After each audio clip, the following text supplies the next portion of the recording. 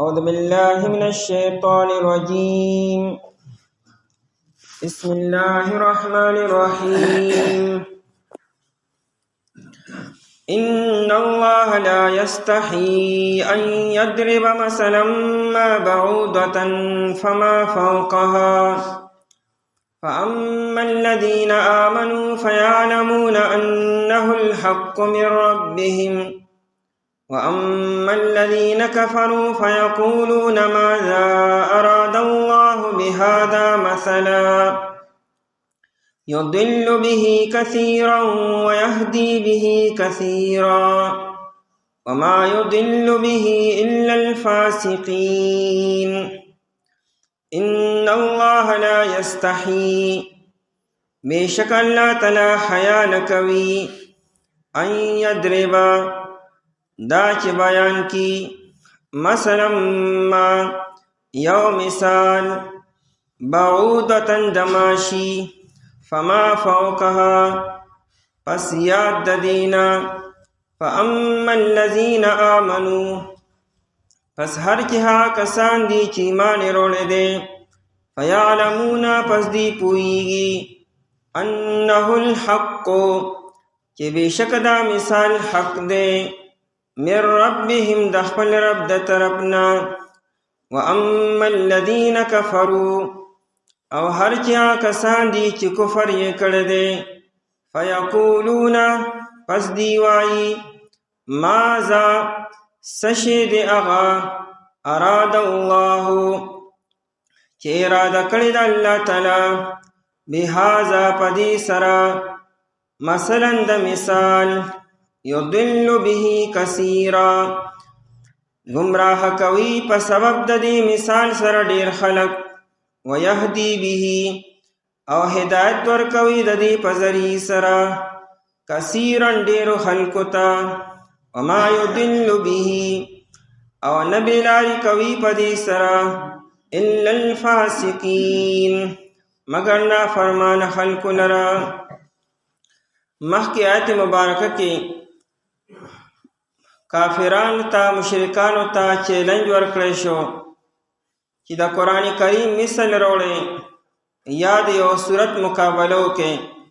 ستاسو دا داوره چې قرآن د الله کلام نه دی او دا نبی علیہ الصلوۃ والسلام خپله جوړ کړی دی. تاسو م انسانان یې، نبی علیہ الصلوۃ والسلام هم انسان دی. د دې په شانتي یو کلام پیش کړئ. دی کوششونه وکړو خو د قرآن کریم مقابله ونه کړی شوه، نه یو صورت یې جوړ کړی شو. نو دی یو بل اعتراض وکړو په قرآن کریم باندې، وی دا د الله کلام ځکه نه دی چې الله تعالی احکم الحاکمین دی، بادشاہ دی او د بادشاهانو په کلام کې کمزوري خبرې ني. قرآن کریم کې د بعضې کمزورو خبرو بیان دی، لکه قرآن کریم کې د عنکبوت ذکر دی، د جولاگی او د مچ ذکر دی پکې، او قرآن کریم کې د شاتو د مچې ذکر دی، او د قرآن کریم کې د میږي ذکر هم دی. نو دیوی که چېرې قرآن د الله کلام وي نو الله بادشاہ دی. د بادشاہ په کلام کې داسې معمولی مخلوقات څنګه ذکر شو؟ دا دی یو اعتراض وکړو. قرآن کریم د دا اعتراض جواب کی چې قرآن کریم خو دا مخلوقات چې ذکر کړي دي نو دا خو یې د یو مقصد د پر ذکر کړي دي، او مقصد دا دی چې مخاطب پوه شي. مخاطب تاسو یې او مخاطب خلق ارنګي، څه ډېر هوښیاري، څه درمیانۍ، څه کمزوري وي. بل به طور مثال بیان شوي دي. دا ځای کې یو مضمون بیان شوی دی چې ستاسو د معبودانو مثال څه دی. دا تاسو چې چاته معبودان وایئ، الہ ورته وایئ او د هغې نه دعاګانې کوئ، د هغې نه امیدونه ساتئ. نو قرآن کریم خو تاسو پوه کی چې دا تاسو چاته معبودان وایئ، دې معبودانو څه حال دی. نو دې مثال خو ردی دی او دې مثال خو ردی دی. د دغه معبودانو باندې که مچ کېناستو نو دغه معبود خو د ځانه مچ نشي شړلی. که دا مچ یې په پوزه ناست دی او که په تندي باندې ناست دی، د دغه معبود نه خو تاسو ښیئ. که مچ دله په پوزه کښېني ځانه مچ په اصول شي. که په تندیر کې یاست تندی نه یې پاسولی شي ستا معبود خو د ځانه مچ نشي پاسولی او که تاسو دغه معبود ته څه ایښودي د خوراک او څښاک څیزونه او مچان راله او په هغې باندې کېناستو د هغې نه یې څه وړلو نو دغه معبود او دغه د خوراک او څښاک څیزونه د مچان نه واپس کولی نشي ساتلی تی نشي محفوظ کولی نشي نو تاسو خو د خپلو معبودانو نه زیات طاقتور شئ او ښه شوئ نو قرآن کریم خو ستاسو د معبودانو بېبسي بیاني چرته وي چې د دې مثال د جولاګي د کور دی چې څنګه هغه کمزورې دی په معمولي هوا سره او زور سره ختم شي دا شان دغه د دغه معبودانو امیدونه ساتل دي د قرآن کریم دې خبرو سره څه کار دی خو تاسو مخاطب یې او ستاسو د پویه کولو دپاره دا خبرې ذکر کړي نو مقصود ستاسو پویه کول دي او باقی په متکلم باندې د دې خبرو سره څه اعتراض نه راځي د متکلم په شان کې په دې سره څه کمی نه راځي الله جل شانه کلام ذکر کې ستاسو د پویه کولو دپاره نو په داسې قسم محاوراتو کې او په کلام کې مخاطب ته کتی شي او دا د متکلم یو لوی شان دی چې سره د لوی شانه ستاسو د پویه کولو دپاره داسې قسمه مثالونه هم ذکر کړي یا قرآن کریم فرمایي چې داسې قسمه مثالونه چې کله بیان شي نو په دې سره خلق دوه ډلې شي یو هغه چې مؤمنان شي هغوی په دې باندې ایمان راوړي هغوی دا مثالونه برحق دي دا د یو مقصد دپاره او د حکمت په بنیاد بیان شوي دي او چې رچا په زړونو کې خیرې وي د نفاق او د کفر او د شرک او یا کفر او شرک ته مایله وي نو د هغوی آخر مضبوط شي زنګ ورته ولګي او هغوی کافران او مشرکان او منافقان شي نو که چاته نی معلوم شي ظاهر شي یا کفر سرګن شي بعد کفر او شرک او نفاق پټ وي چاته نه ښکاري لیکن داسې قسمه خبرې چې کله راشي نو په دې سره د هغوی هغه کفر او شرک سرګن شي مثال د باران شي ځمکه هغې کې د ګلونو او د غلو تخم هم پروتي او د ازغو هغه تخم پکې هم پروتي چې باران وشي چرته ازغي ښکاره شي او چرته ګلونه ښکاره شي نو باران هغه اصل حقیقت ولا ظاهر کو نو دارنګې داسې قسمه مثالونه د خلکو د زړونو هغه تخم را زرغون کړي چرته ایمان کې جلا راشي د ایمان نور سیوا شي د ایمان قوت سیوا شي او چرته کفر او شرک او نفاق نورم سیوا شي او د چا کفر او شرک او نفاق هغه ظاهر شي ان الله لا یستحی بیشک الله تعالی چې دی لا یستحی استحیا دا سین او تا چې دی دا پکې د پاره د مبالغې دي حیا اصل کې انقباض النفس توي یو نامناسبه کار د کولو نه ځان راغونډولو ته حیا ویل کېږي یو کار ته ولې نه کوې یاره زما دپاره دا مناسب نه خلک به څه وایي یعنې زما دپاره په دې کې شرم دی دې ته حیا ویل کېږي انقباض النفس و انکسارها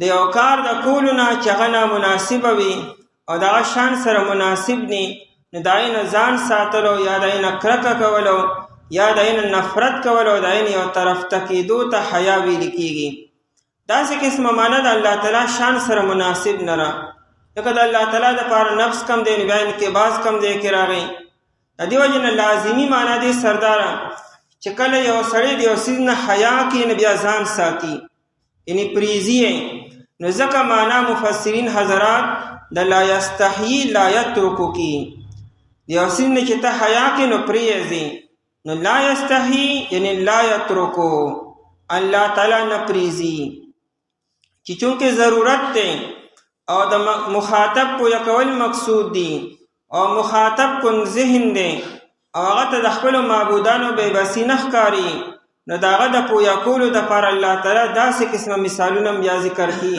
که هغه د مچ دی او که هغه د ماشي دی او که هغه د جولاګي دی او که هغه د بل څیز دی نو لا یستحی لا یترکو نه پرېږدي او بعضې مفسرین وي چې لا یستحی په معنا د لا یخشعو الله تعالی نه یریږي چې خلک به څه وایي چې د الله تعالی په کلام کې داسې قسمه واړه واړه مخلوقات ذکر شي نو خلک به څه وایي؟ نو الله تعالی د چا نه یریږي نه او حیا نه کوي. یا لا یستحی په معنا د لا یستنکفو، الله تعالی عار نه ګڼي په دې خبره کې چې دا د ما شان سره مناسب نه ده، چونکه الله تعالی په خپل مخلوق باندې ډېر مهربان دی او الله تعالی دا غواړي چې زما مخلوق ته اس قسمه عذر پاتې نشي چې دی خپوي شي او چې د ایمان درولو کسو موقعي چې هغه دې ته ورکړی شي چې سبا د قیامت کې څوک دا ونوي چې جې په دې خبره نیم پوه شوي نو دی ته دی په جبه کې گویا کې انسان ته دغه په مورنۍ ژبه کې خبره وکړی شوه چې ردینا آسان مثالونه ورنو لکه څه کیدی شي. نو الله جل شانه لا یستنکف، عار نه ګڼي، عیب نه ګڼي د دې وړو وړو مخلوقاتو ذکر کولو نه. لا یستحی، لا یترکو نه پرېږدي، حیا نه کوي، ان یضربا یعنی من ان یضربا. په دې بیبیانو کې یو بیبی را ام سلیم رضی الله تعالی عنها، دا انصاری بیبی ده. عائشہ رضی اللہ تعالی عنہ فرمائی و نعم النساء الانصاری، وی خبی بیانی دا انصار بیبیانی دی، او لا یمنعهن یا لم یمنعهن ان یتفقهن فی الدین، وی دی پا دین با نظام پویا کی او په ځان پویا کولو دپاره دی حیا میا پروا نه ساتي بیا، یعنی که هر قسم سوال ذهن ته راغی نو بس وایي، دا نه وي چې دا خلک بس وایي او دا نبی علیہ السلام بس وایي چې ذهن ته کم سوال راغی او کومه پوښتنه ورته وشوه نو بس هغه کی بیا. نو ام سلیم رضی الله تعالی عنها د نبی علیہ السلام نه تپوس وکړو او د تپوس نه مخکې دا ویل ان الله لا یستحی من الحق، الله تعالی هو دا حکم نه کوي چې تاسو حیا وکړو، د حیا د وجې نه ځان خیر دې مه پوهه کې جاهله پاتې شي، وګورئ د حیا د وجې نه به ګورئ سوال نه کوئ. ان الله لا یستحی من الحق. نو بیا وفرمایل چې فهل علی المرأة من غسل اذا احتلمت، کچرې فرق زنانه ته احتلام شي نو آیا دا به غسل کی او کنه؟ نو داسې قسمه سوال د ام سلیم رضی الله تعالی عنها نه علاوه بل چام نه کړي. نو نبی علیہ الصلوۃ والسلام ته او اذا رأت الماء، چې کله اوبه ولیدي نو او دا به غسل کی. نو بیبیانو ته عجیبه ولګېده. ځکه عایشې رضی الله عنها فرمایي نعم النساء نساء الانصار، دا انصار بیبیانې څه ناشنا بیبیانې دي، ځان پوهه کی په هر څه باندې، هر قسم سوال چې د نبی علیہ الصلوۃ والسلام نه کی او دا نه وایي چې دا خلک به څه وایي. سلمان فارسی رضی الله تعالی عنہ فرمایي ان الله حی کریم، الله تعالی ډیر حیاناک دی او الله تعالی ډیر زیات کریم دی. او یستحی من العبد، الله تعالی د خپل بندنه حیا کی اذا رفع الیه یدیه، چې کله دا بنده الله تعالی ته لاسونه اوچت کی نو الله تعالی دا لاسونه ان یردهما صفرا، الله تعالی حیا کی ردی خبره چې دا لاسونه ولا خالی واپس کما، چې بنده لاسونه اوچت کړو او الله تعالی دا لاسونه خالی لاس واپس کی نو الله جل شانه دی خالی لاس واپس کول نه حیا کی نه، دا به خمهوس د کوما الله تعالی په دغه لاسونو کې همها خیر اچي. نو د استحیا او د حیا د الفاظ احادیثو کې خډیر راغلي دي. نو مراد دا چې الله تعالی د دعا همها قبلي. لا یستحی، لا یستحی لا یترکو، نپریک دی ان یضربا من ان یضربا، د دین دا چې بیان کی یضربا ای یبینا، چې بیان کی مثلا یو مثال. یضربا اسه پاربه کې وهلو توي، ضرب معنی وهلو، فضرب بعصاک الحجر، ودا همسا دی کانی لرو بغوا، مراد نه یبینا دی. قرآن کریم ضرب ولې وروړو خو یبینا به ویلو کنه یا یجعل به ویلو، دا یضربا ولې وی وجه دا ده چې په دې مثال سره گویا کې د انسان دا غوږونه چې بندې دی وټکولو او دا خبره ول ذهن ته ورکوزه کړه، په مثال سره د مخاطب ذهن کلاوهی او دا غوږونه ولا بند غوږونه ولا کولو کې ویټه کی ولا او خبر ولا ذهن تمرکز کی ځکه ان یضربکنی مراد معنا ان یبین ده. مثلا ما یو مثلا نکره ده، نکره کې عموم وي، عام والی وي، او چې ما وسر راشي نور عموم پکې پیدا شي. یعنی یو مثال د مثالونو نه کغه ارنګ مثال دی، کولو کې دی، که غټ دی، که د معمولی سیز دی، که د غټ سیز دی، که د حقیر سیز دی، او که د عظیم دی، که د هر چا دی.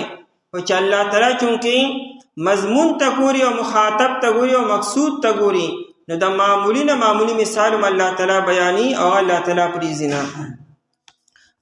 بعودتن لکه دا معمولی مثال د سکی دی شي نو بدل دی بعودتن د ماشي. لکه ماشي څومره معمولی سیز دی، خلکو ته به معمولی ښکاري، خو چونکې مقصود مهتر مقصود مد نظر دی، الله جل شان د ماشي مثال هم ورکي. بعوضتن د ماشي، بعوضتن یو ماشي ته ویل کېږي، او بعوضن ډیرو ماشو ته وي. بعوضتن د بعضن نه دی، بعضن کټ کولو ته وي. بعضته تبعیدا یو څیز ټوکړي ټوکړي کول او جدا جدا کولو. دی ماشي ته بعوضه ولی وي، دا گویا کې یو ټوکړه ده، یو طرف ته یو څیز جدا کړی شوی دی. بعودتن د یو ماشي. فما فوقها دا ما په معنا د الذی سره دی، یعنی فالذی فوقها پس هغه څیز او فوقها چې د پاسه د دې دی، زیات د دې دی. یعنی الله تعالی که د ماشي مثال یا د ماشي نه چې کوم لوی څیز وي نو د هغې مثال الله تعالی بیاني. د فوقها دو معنی دي، یا خدا چې د ماشي نه په حجم کې غټ وي، فوقیت فوق برته وي اوچت ته، نو د ماشي نه غټ سره مچ دی بیا، او د هغې نه غټ سره لکه جولاګې شو، یا د هغې نه غټ لکه غټ میږې شو، یا د هغې نه غټ لکه نور بلا مثالونه قرآن کریم د سپي ذکر راغلی دی، قرآن کریم کې د حمار ذکر راغلی دی، د سپي ذکر هم شته، د حمار ذکر هم شته دی، نو دا فوقها کې راغی. او یا دا فوقها نه مراد د معنی په اعتبار سره اوچتوالی دی. نو د معنی په اعتبار سره اوچتوالی نه مراد یعنی د ماشي نه لوکي، د دې وجه بیا فوق په معنا د دون سره دی، چې د ماشي نه لوکي وي. نو که یو لوکي نه لوکي سي او چا د ماشي نه لوکي ولې نه دی، هغه بیا الله تعالی ذکر کی. لکه مراد نه سره میږي دي دا واړه واړه، نو دا سور میږي دا د ماشي نه زیات واړه دي. یا د ماشي دی او وزر ذکر راغلی لکه حدیثو کې شته دی چې د دنیا اس قدر او قیمت د الله په نظر کې نشته دی. کوي کینه که د ماشي د وزر برابر هم د دې قدر او قیمت الله تعالی په نظر کې وي، نو کافر ته یو ګوټو بنی ورکړي. ناغه په حدیثو کې د ماشي د وزر ذکر راغلی دی، یا د سرو میګو چې واړه واړه لري هغه ذکر شته دی. نو فما فوقها مراد یا په حجم کې غټوالی دی او یا د معنا په اعتبار سره وړوکوالی دی. نو که د ماشي نه ډوکې ذکر شي او یا د هغې یو حصه ذکر کولی نو الله تعالی ذکر کړي او د یې نه حیا نه کړي. فاما الذین آمنوا دا مخکې اجمال اوس ورپسې تفصیل دی چې کله الله تعالی داسې قسمه مثالونه ذکر کړي نو بیا خلک دوه ډلې شي. فاما الذین آمنوا دا اما شرطیم دی تفصیلیم دی. پس هر چې هغه کسان آمنو چې ایمان وروړی دی، چې کله داسې قسمه مثالونه ذکر شي نو مؤمنان هغه مثالونه وپېژني چې دا برحق دي او الله تعالی له طرف نه د یو مقصد دپاره راغلي دي. په ډېرو موقعو کې نبی علیه الصلاة والسلام یو پیرو فرمایلو چې د یو شپونکي نه یوه بیزه هغه زمري وتښتوله، بیړیا ترې وتښتوله. هغه زمري هغه شپونکي ورغی او د هغه نه هغه بیزه را خلاصه کړه. نو هغه بیړیا الله تعالی هغه شرمخ الله تعالی ګویا کو، وایي دا خو تا د ما نه اوس خلاصه کړه، خو چې کله زما نمبر راشي او زما ورځ راشي چې په هغه ورځ به ردي هېڅوک نګهبان بیاني، نو په هغه ورځ به زما نه څوک ساتي. مراد نه د قیامت نه مخکې هغه ورځ ده چې دا زناور به جمع شي او انسانان به خپل زناور خالی پریزي. نو نبی علیہ السلام چې کله دا خبره وکړه نو خلکو تعجب اظهار وکړو چې یو زمري څنګه خبرې وکړي. نو نبی علیہ الصلوۃ والسلام فرمایلو چې په دې باندې د ابوبکر ایمان دی او د عمر ایمان دی. حالانکه ابوبکر صدیق او عمر رضی الله عنه وخت موجود هم نو. نبی علیہ السلام فرمایل چې په مخکنو امتونو کې یو سړی په غوی باندې سورلی کوله، نا غوی به تیز نتلو نا اوخو وی تیز شه، نا غوی وته الله تعالی گویا کو چې زه الله تعالی د سورلی د پاره نیم پیدا کړی، زما پیدایش خو الله تعالی د کروندې لپاره کړی دی. نو خلکو را تعجب اظهار وکړو چې غوی څنګه خبرې وکړي. نو نبی علیہ الصلوۃ والسلام فرمایل آمن علیه ابوبکر و عمر، په دې باندې د ابوبکر او د عمر ایمان دی. نه حضرات دا وخت موجود نو لیکن دای په ایمانو نه قاعده سے قسم خبرې اوري نه به انکار نه کوي چې دا څنګه کې دی شي، غوی څنګه خبرې وکړي او بیړیا څنګه خبرې وکړي، لیکن دای په ایمان دی. جابر رضی الله تعالی عنہ والد صاحب دی، هغه وفات شو، هغه ډیر زیات قرضونه و د خلکو او دغه یو باغ هغه باغ کې کجوري لګي وي. جابر رضی الله تعالی عنہ سره ډیر فکر و چې د پلار دا قرضونه څنګه خلاص کم. ناټول قرضداري راوختو او هغه ته وې چې بس دا کجوري واخلې او نور زما پلار ته معاف کې. هغه وینم پورا خپل حق حاصلو و معاف کول نشته دی. هغه نبی علیہ الصلوۃ والسلام ته وې. نبی علیہ الصلوۃ والسلام قرضداري راوختو او ایته سفارش کو چې جابر پلار ته دا باقی قرضونه معاف کوي نه چې موږ پورا حق اخلو. نبی علیہ الصلوۃ والسلام جابر ته وې ځټیک تا ته سار لړشه میدان تا او کجوري وشو کوا او کجوري ځان لکا ار یو کجوره ځان لکا برني ځان لا پلانکې ځان لا او چې درشمه بیا به تقسیم شروع کو. نبی علیہ الصلوۃ والسلام لاړو په کجورو باندې یو چکر وخو او بیا کینا چې یو ډیری سرخوا کې.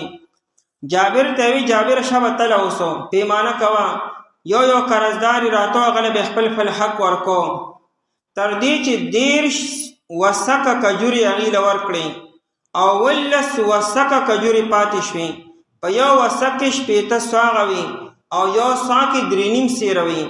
یا هغه کجوري چې د دې لپاره کافي کېدی نه او یا هغه چې هغه دیرش وسکه لړیمو او ولس وسکه کجوري پاتې شوي.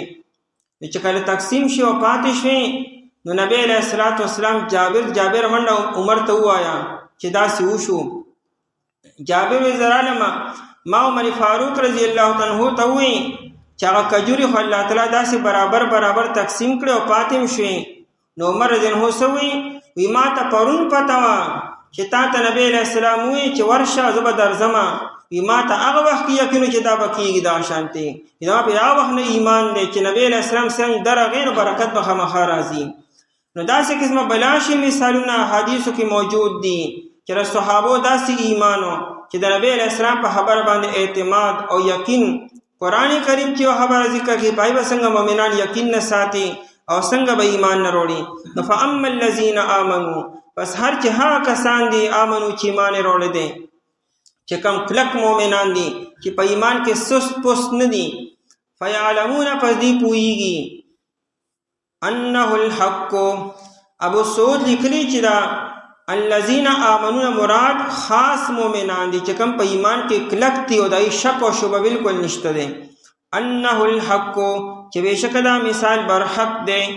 حق ثابت ویل کیږي چې کم سی ثابت وي مضبوط وي ته حق ویل کیږي. په مقابله کې باطل لازم باطل چونکه هر پر قراری نشتا ثبوت ول نشتا ازایل کېدو ولره ختمېدو ولده. نو حق ته حق زکوي چې دا ثابت وي دی ختميږي نه دی ماتيږي نه او دا د ویخنم نوزي. انه الحق چې بشک دا مثال بر حق ته من ربهم د طرفه د رب ددي.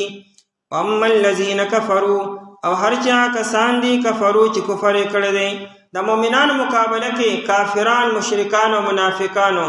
فیقولون پس دی وایي ماذا اراد الله بهذا مثلا. آج کې لک تفصیل نورم دا ان شاء الله تعالی سبا کې لرو.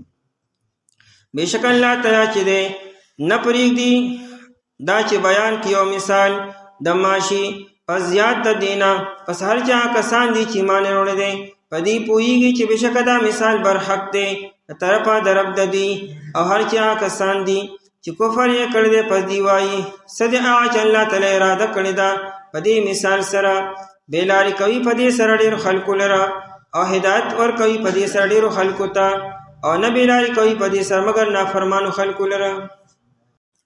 بسم الله الرحمن الرحیم.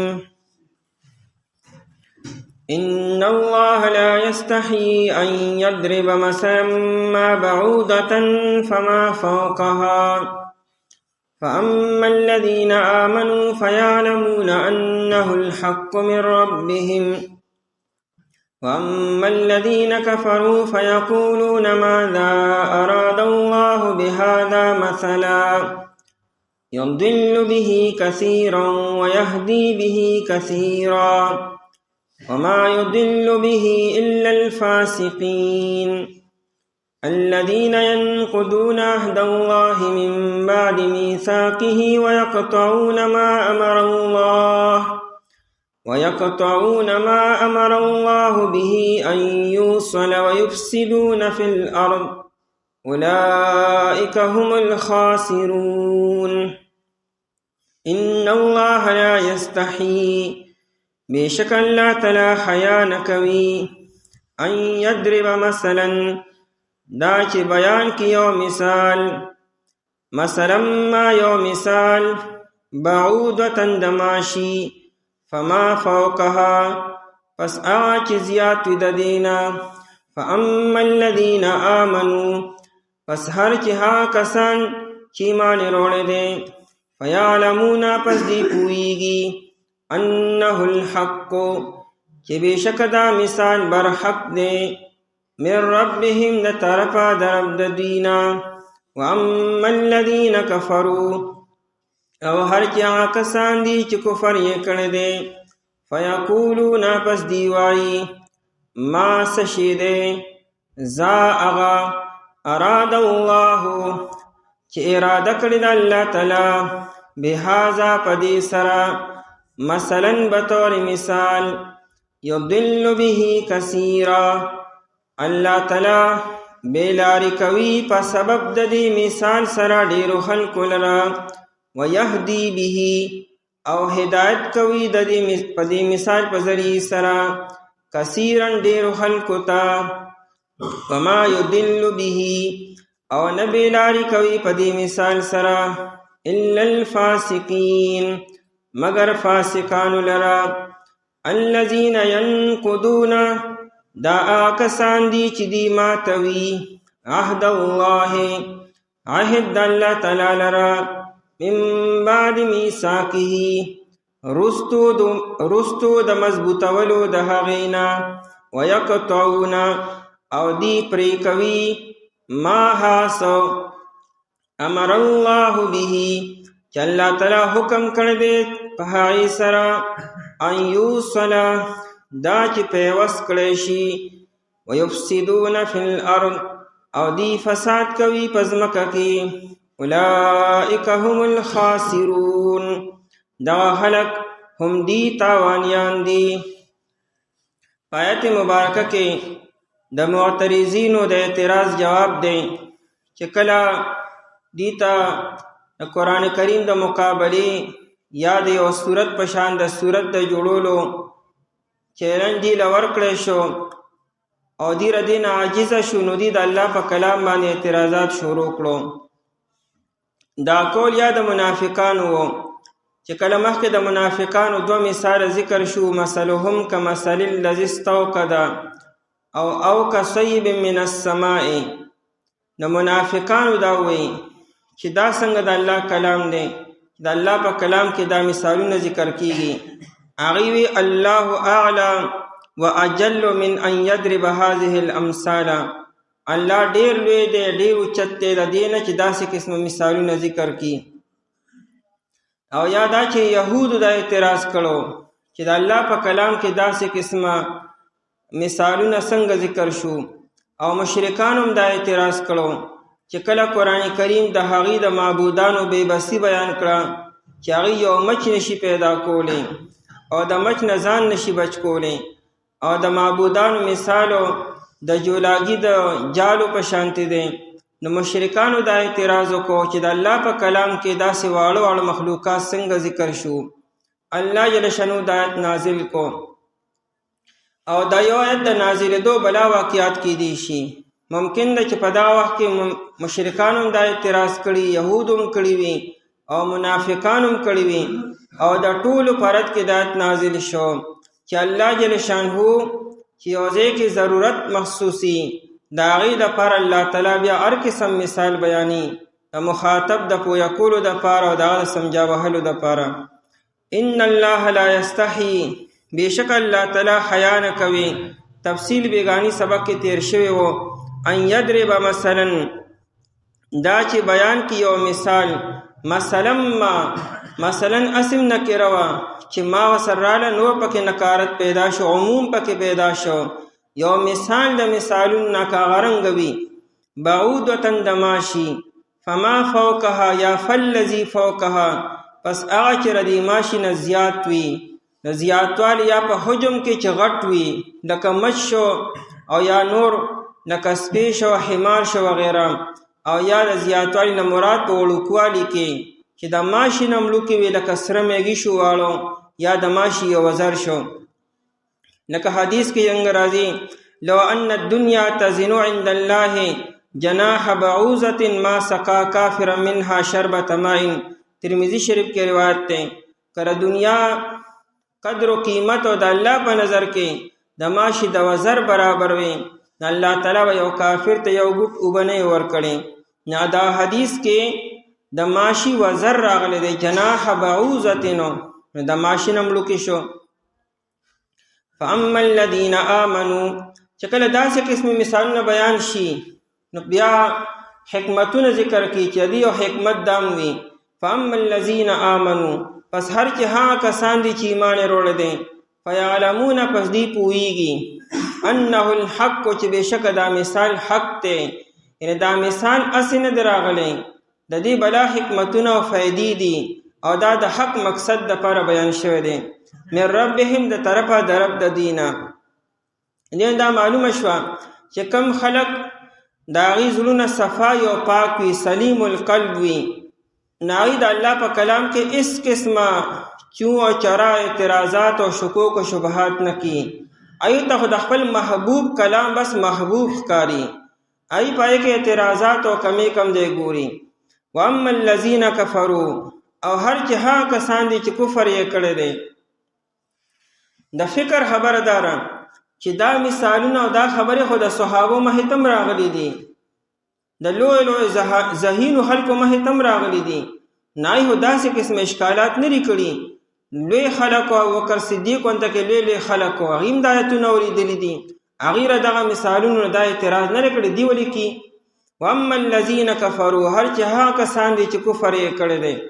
فیقولون، پس دی وایي ماذا اراد الله، دا ما استفهامیه ده په معنا د ایو شیء سره، یعنی څه شی دی، او دا ذا په معنا د الذي سره، یعنی څه شی دی هغه اراد الله چې الله تعالی اراده کړې ده. تفسیر کبیر کې امام رازی رحمت الله علیه لیکي چې دې کې دی حقارت طرف ته اشاره وکړه چې د الله تعالی د دې نه څه مقصد دی. دا سره پرې دا مثال ذکر کړو، دا د جولاګي دا ذکر او یا د مچ دا ذکر قرآن کړی دی، یا دغه دوه مثالونه مخکې منافقانو باره کې ذکر شوي دي. نو دې انتهایی د حقارت او د سپکوالي په انداز کې وي، یعنې چې دې ته څه ضرورت و، په دې کلام کې د دې خبرو څه ضرورت و. نو ماذا اراد الله، څه شی دی هغه چې الله اراده کړی دی. اراده ترجیح احد الجانبین ته وي، په دوه خبرو کې یو خبرې ته ترجیح ورکولی ته اراده ویل کېږي. نو الله تعالی څه اراده کړې ده بهذا مسله، په دې مثال سره چې د دې مثالونو د ذکر کولو د الله تعالی به هم څه مقصد دي. دومره لوی کلام ته وګوره، لوی بادشاه ذات ته وګوره، دا په کلام کې داسې قسمه وړې وړې خبرې. د قرآن جواب کې کل یدل نه مخکې کل محذوب ته کل ورته ووایه یدل به کثیرا. یو فایدې خو دا هم ده چې په داسې قسمه خبرو سره الله تعالی ډېر خلک بېلارې کي، ګمراه کي، او ډېرو خلکو ته الله تعالی هدایت وکړي. دا یو فایده شوه د ډیرو خلکو د هدایت ذریعہ وګرځي او د ډیرو خلکو د گمراهۍ ذریعہ وګرځي. څه خلک په نفاق کې نورم پاخه شي، څه خلک په کفر کې نورم پاخه شي او څه خلک په ایمان کې مضبوط شي. دا یو غټه فایده شوه. یضل به کثیرا، الله تعالی بېلارې کوي، به په دې مثل سره، په دې مثال سره، کثیرا ډیرو خلکو لره چې هغه منافقان او کافران او مشرکان دي. ویهدی به کثیرا، او الله تعالی هدایت کوي به په دې مثال سره. دی به کې دواړو ځینو کې د ابا دپاره سببیت دی. د دې مثال په سبب سره الله تعالی ډیر خلک بېلارې کي او ډیر خلکو ته هدایت کی. کثیرا ډیرو خلکو ته، د ګمراهو دپاره هم کثیرا وروړو او د هدایت یافتو دپاره هم کثیرا وروړو. نو ډیر خو به یو قسم وي که نه، دواړه خو ډیر نشي کېدی. یا به مؤمنان ډیر وي او یا به کافران ډیر وي. چې کافران ډیر شو نو مؤمنان کم شو بیا، او که مؤمنان ډیر شو نو کافران بیا کم شو. بل دا چې بل ځای کې قرآن وقلیل من عبادی الشکور، د الله شکر گزار بندگان کم دي. او دارنګه گمراه خلک په دنیا کې ډیری، کافرانو دا په دنیا کې ډیری. دلته کې راځي چې مؤمنان هم ډیر دي. جواب دا دی چې دا مؤمنان ډیر دي په مقابله د کافرانو کې ډیر نه دي. کافران به ډیری، مؤمنان به کمی. او دا مؤمنان به ذات خودو چې ردی مقابله به کافرانو سره نه کوي، چې کافرانو سره مقابله نه کوي، نو مؤمنان به ذات خود ډیر دي. بغیر د دې چې د مؤمنانو کمپیریزن هغه کافرانو سره وشي، مؤمنان به ذات خود ډیر دي. باقی په تعداد کې کافران ډیر دي، او چې کافرانو سره مقابله نه کوي مؤمنان اس شماري دا په خپلم ډیر دي. او ښه جواب دام دی، مؤمنان که لږ هم دي په تعداد کې، خو برکت دومره ډیر دی او اثر دومره ډیر دی چې کافران کله دنیا نه ډکم شي، د خور او د شګو په شانتي ډیر شي. نو مثال دا نشته چې کافران ایمان پړ کې نشته دی، او چې ایمان نشته دی نو مثال د خشاک دی، او مؤمن ژوندی دی او حیات دی پکې. یهدی به کثیرا، الله هدایت کې په دې مثل سره کثیرا ډیرو خلکو ته. وما یضل به الا الفاسقین، او الله تعالی نه بېلارې کوي په دې مثال سره الا الفاسقین، مگر فاسقانو لره. د دې آیت د ظاهر نه دا معلومیږي چې الله خلق گمراه کی او الله تعالی خلقو ته هدایت کی. گویا کہ په خپل خلق نه گمراه کیږي، او گویا کہ خلق په خپل هدایت نه حاصل او نه مومي، خو الله تعالی ول ورکی. بیا په دې باندې اعتراض کوي چې بیا الله تعالی به خلق له سزا ول ورکی، چې الله تعالی یو سړی بیلاری کی او گمراه کی نه بخمه گمراه کیږي. نو بیا دغه نه هغه ملامت کی ول او سزا ول ورکی. جواب دا دی چې اصل کې انسان کله کفر او د شرک او د گمراهی اراده وکي او بیا دای کوشش شروع کی، نو الله تعالی غلا چې هغه کوم اراده کړی او الله تعالی ورکی. انسان اراده وکي د گمراهی، انسان اراده وکي د کفر او د شرک او د نفاق او دایره لپاره کوشش وکي، نو الله تعالی خو بیا خالق دی، نو الله تعالی ولا غسیز ورکی چې کوم د اراده کړی دی. انسان اراده وکي د هدایت او د ایمان او دایره لپاره کوشش وکي، نو الله تعالی غل ایمان ورکی. مثال دا انسان دی چې سحر د کور زی او د اراده وکي چې ما په جوړه کې د خپل ګلابونه او خپل سيزونه راشي، خوشبوې راشي، چې ما هم راځي جوړه به د خپل سيزونه ډکوي. او یو انسان سحر وته په دې اراده باندې چې زما په جوړه کې د ازغي او بدبوې راشي، ما هم چې راځي چې د کوشش ته کړه په دې اراده وته ته بدبوې او ازغي وته ملاويږي. با انسان خپل اراده وکي او لپاره کوشش کی، الله تعالی ولا غسیز بیا ورکی.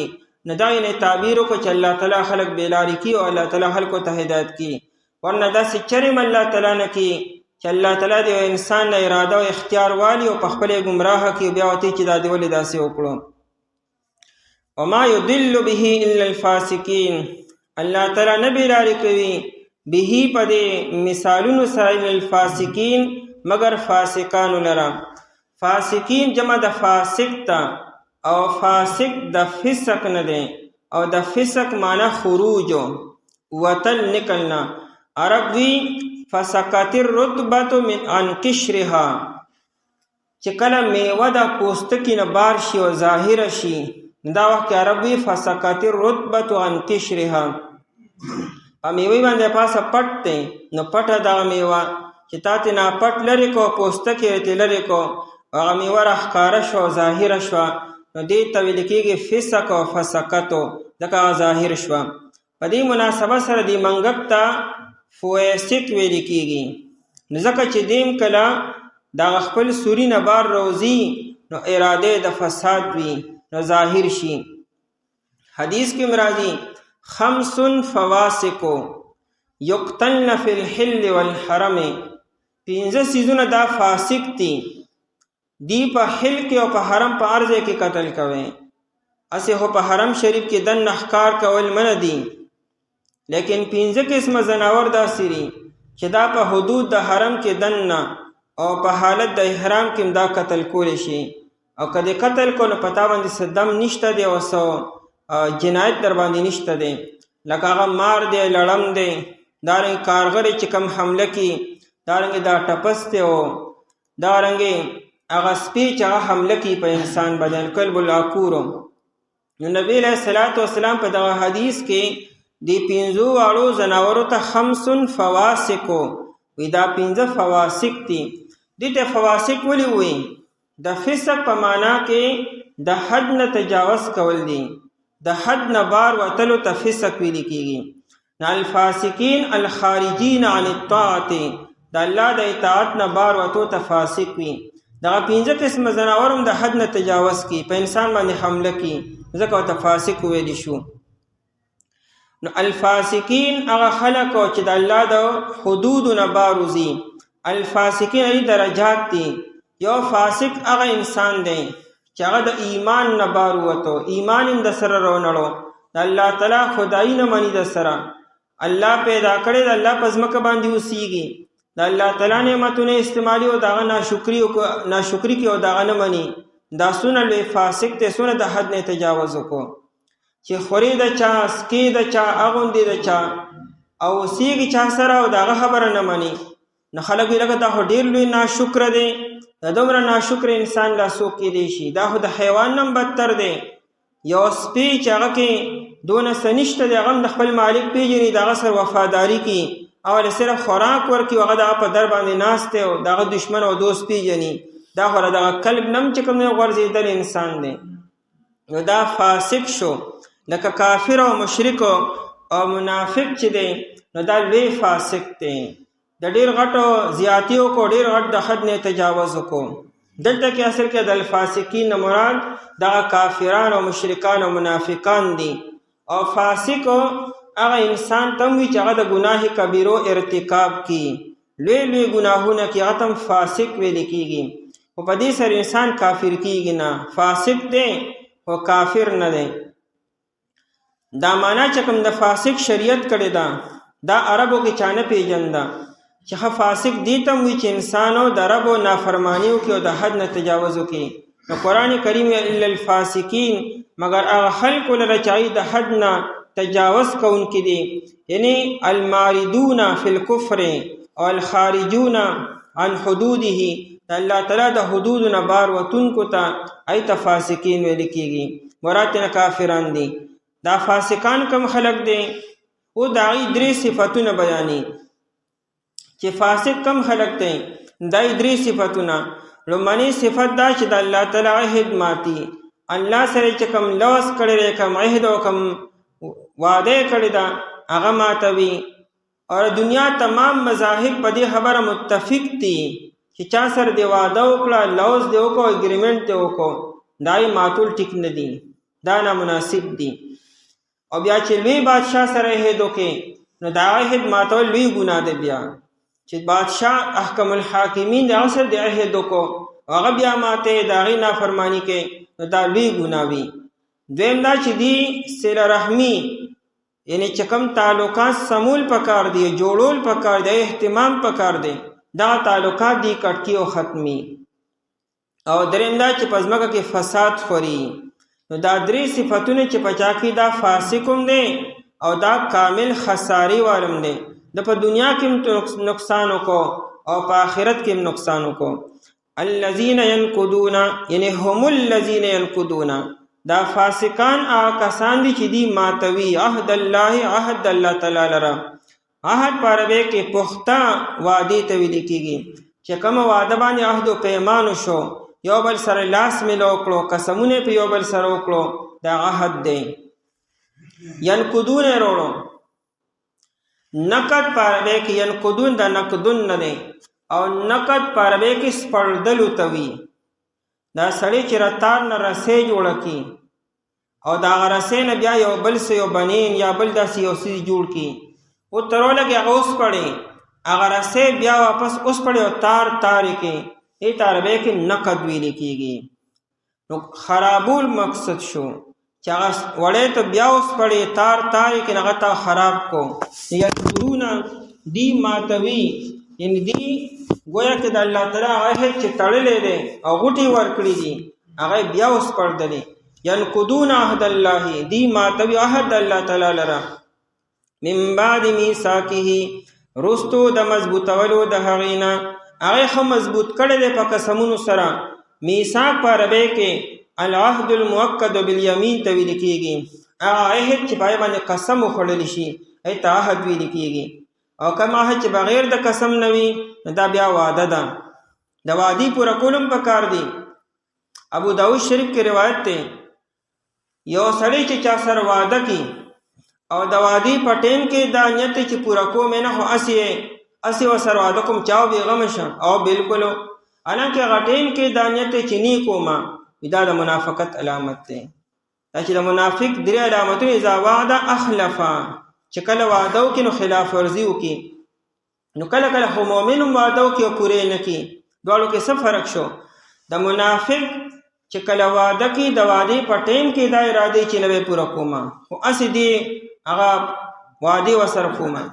او مؤمن چې کله وعده کړي نو د پوره کولو اهتمام یې کړي، دا ارادې چې دا زه پوره کوم به، خو که بیا فرق پوره نه شوه نو بیا دې منافقت کې نه راځي. لکه بخاری شریف کې روایت دی، یو انسان چې د چا نه قرض پیسې اخلي او د قرض پیسو اغستو ټیم کې دا اراده ده چې نی ورکوم، مله هغه ټیم کې دا چې نه ورکوم به ولې نه خو راغلم ته څه طریقې سره. نو دا حدیث کې نبی علیہ السلام فرمایي چې الله به چرم دله توفیق ورنکړي چې دغه پیسې دي هغه ته واپس کړي، او چې واپس یې نو خیر دی، کم دی کې خیر دی، پته خو به هلته لګي، بیا آخرت کې خدا بیا ورکول پکاري وکنه. نه الله تعالی بیا د سره مدد نه شاملي، ځکه د اراده داسې وه چې نه ورکومه. او دا روایت کې داسې هم دي چې کله انسان د چا نه قرض پیسې اخلي او رده دا اراده چې دا به ورکوم، او چې کومه نیټه یې ښود همغه نیټې له اهتمام هم کړي چې ورکوم واپس کوم به، نو الله تعالی به د غیبو نه داسې بندوبست کړي، دله به توفیق ورکړي چې هغه ټیم له دې هغه پیسې واپس کړي. هغه سړی چې هغه په بني اسرائیلو کې د یو سړي نه 100 دینار واغسته او هغه سره ټیم کې ښودو چې زه په دې ټیم یې تعالی واپس کوم به. دا روایت بخاري شریف کې 100 ځای راغلی دی. او هغه 100 دینار هغه وړلو، دغه سړی اوس یې د سمندر نه هغه طرف ته چې کله هغه ورځ راغله هغه اراده وکړه چې دا پیسې مالک ته ورسومه. هغه د سمندر غاړې له راغی، نه کشتۍ وه نه بل داسې یو ترتیب جوړېده چا راغلی وي. دلته کې دا سړی د سمندر غاړې له راغلی و چې هغه سړی به راشي ما له خپلې پیسې واپس کړي چې دا مې کارونه سم کړمه. هغه چې کله مایوسه شي چې اوس د کشتۍ بندوبست نه کېږي، د پل بندوبست نشته، بل څه نشته دی، نو هغه یو لرګي راواغستو او لرګي کې دننه سوري وکړو او په هغې کې هغه 100 دینار کې خو په تیلی کې او هغې کې یو تحریر یې ولیکو چې زه راغلی وم او د وعدې مطابق ما ته ته پیسې درکولې، لیکن وسایل نشته دی، کشتۍ وغیره نشته دی.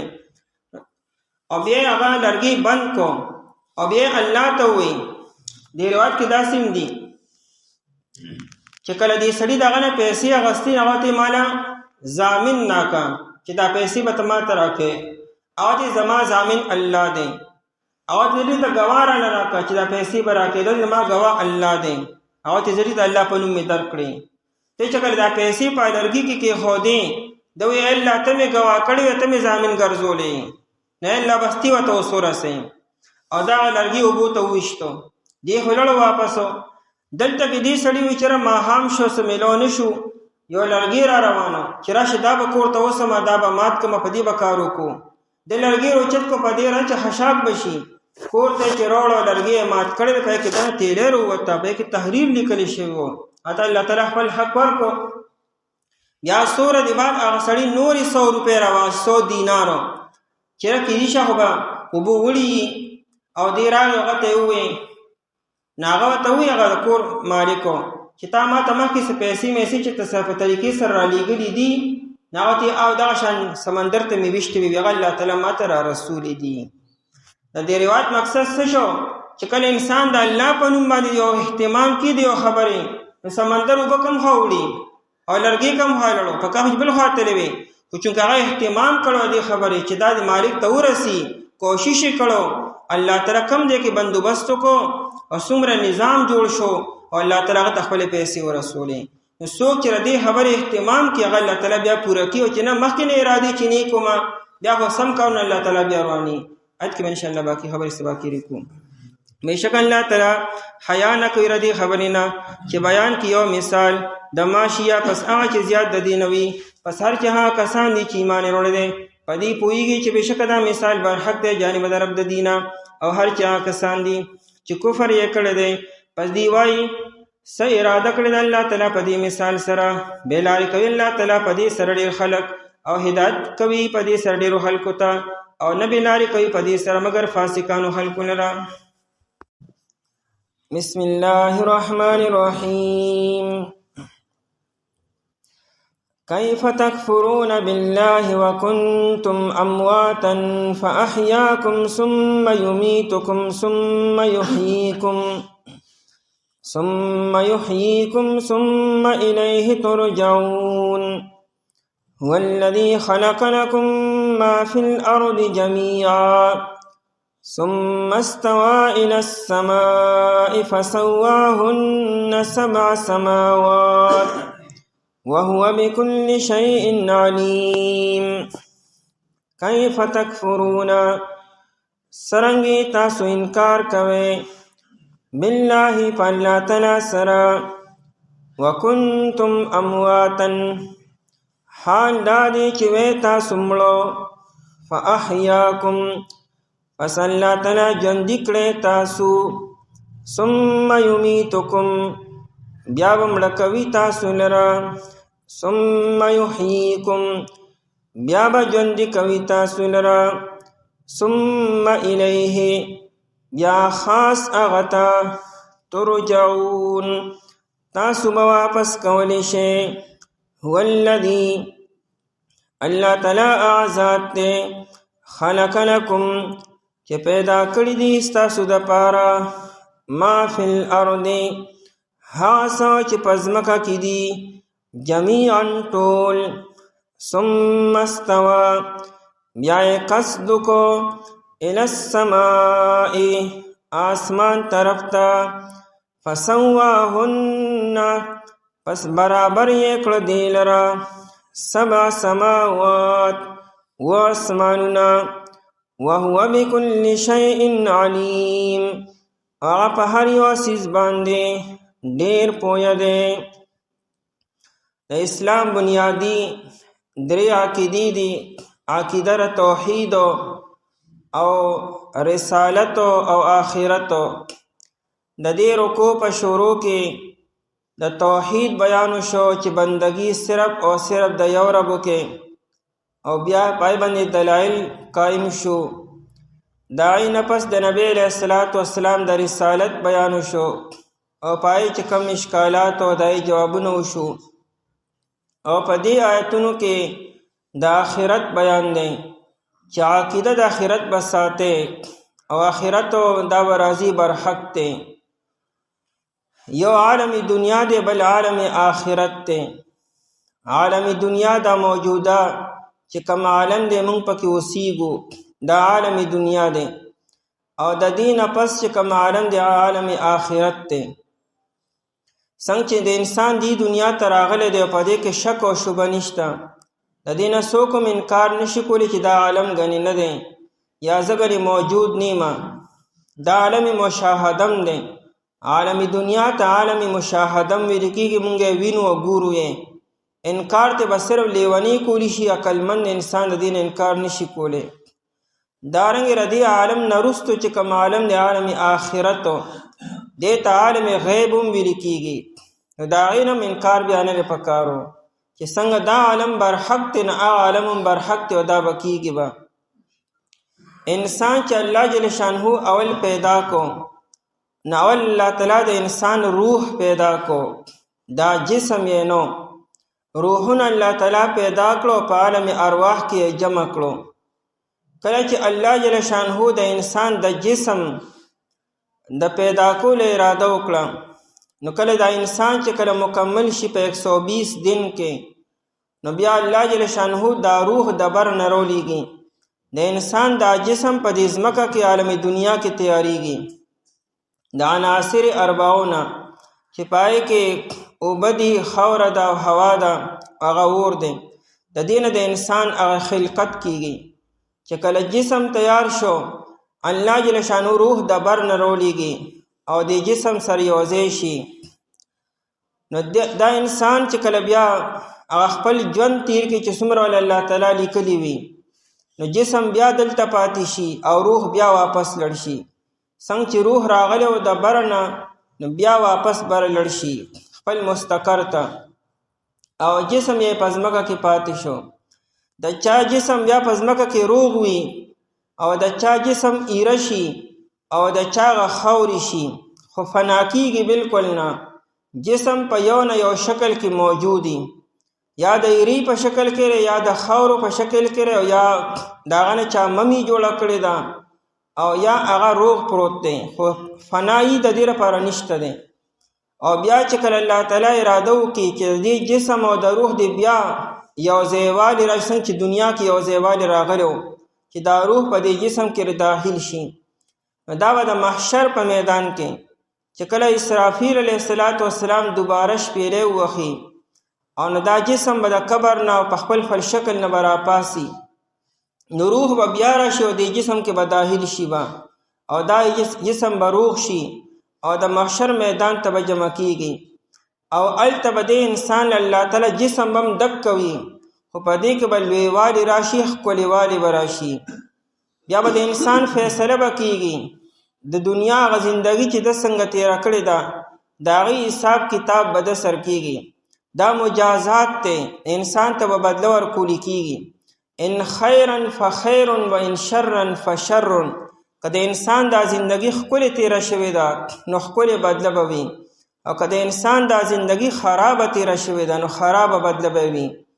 نو چې کله د انسان فیصله وشوه نو بیا به د روح او د جسم جدایي نه راځي دا به هم دکه یو ځای به وي یا به د انسان په جهنم کې اوسیږي او یا به د انسان بیا په جنت کې اوسیږي جسم هم دا وي روح به هم دا وي خو جسم به دا 15 فوټه او 6 فوټه بني دې له به الله تعالی لویوالی ورکړي څنګه چې ماشوم دنیا ته راشي نو دا ماشوم تر بوډاوالي پورې هم دکه جسم دی دا نه چې ګنې ځوان شي نو بل جسم شي چې بوډا شي نو بل جسم شي جسم کنورټ کېږي نه بل څه ته همدکه جسم دی خو څنګه چې ماشوم لویږي جسم یې لویږي ورسره قوت او طاقت پکې راځي دکه رنګې د محشر په میدان کې به هم دا جسم وي په دې کې به الله تعالی لویوالی راولي د جهنمي دا جسم هم دا وي خو بد شکله به شي او لوی به شي د ډېر عذاب دپاره او دارنګې د جنتي به هم دا جسم وي خو دا به الله تعالی ښکلي کي مزین به کي حسن به ول الله تعالی ورکي او لوی به کي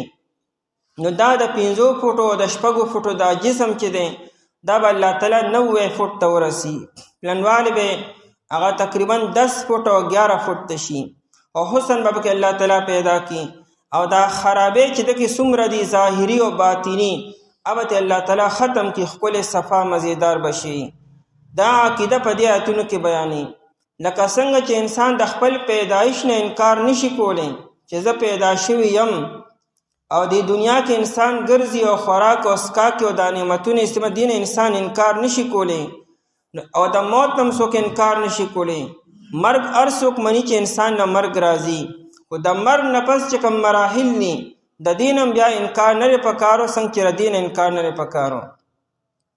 فرمای کیف تکفرون بالله، دا کیف د استفهام د پاره دی په معنا څنګه.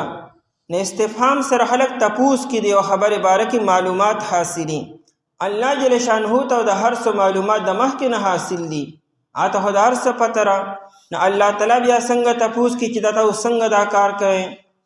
نه اصل کې د استفهام د پاره د تعجبم نه او د توبیخ د پارم نه، ان ډیره د حیرانتیا خبره ده او ډیره د زورنی خبره چې څوک دا کار کوي. د دې دومره دلایل ابن بادو، د دې دومره معجزات نه بادو، دا څومره دلایل الله تعالی قائم کړو په خپل وحدانیت باندې، په یووالي باندې او دارنګي د آخرت باندې. د دین بعدم څوک د الله د ذات نه انکار کوي، دا ډیر د تعجب او د حیرانتیا خبره ده او ډیر د زورنی خبره ده.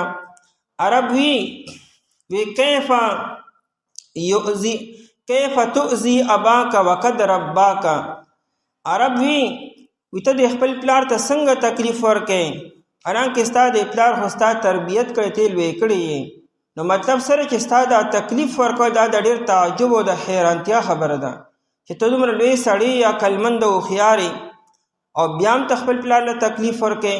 دا د کې دا کیف د فار د استفهام د تعجب او د توبیخ د پاره وي، د زورنی ورکول د پاره.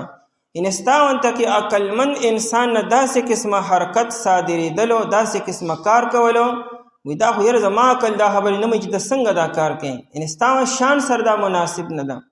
کیف تکفرون بالله، تاسو څنګه د الله په ذات سره انکار کوئ. د دې دومره ارس باوجود انکار کول دا وي زموږ په فهم کې ناراضي.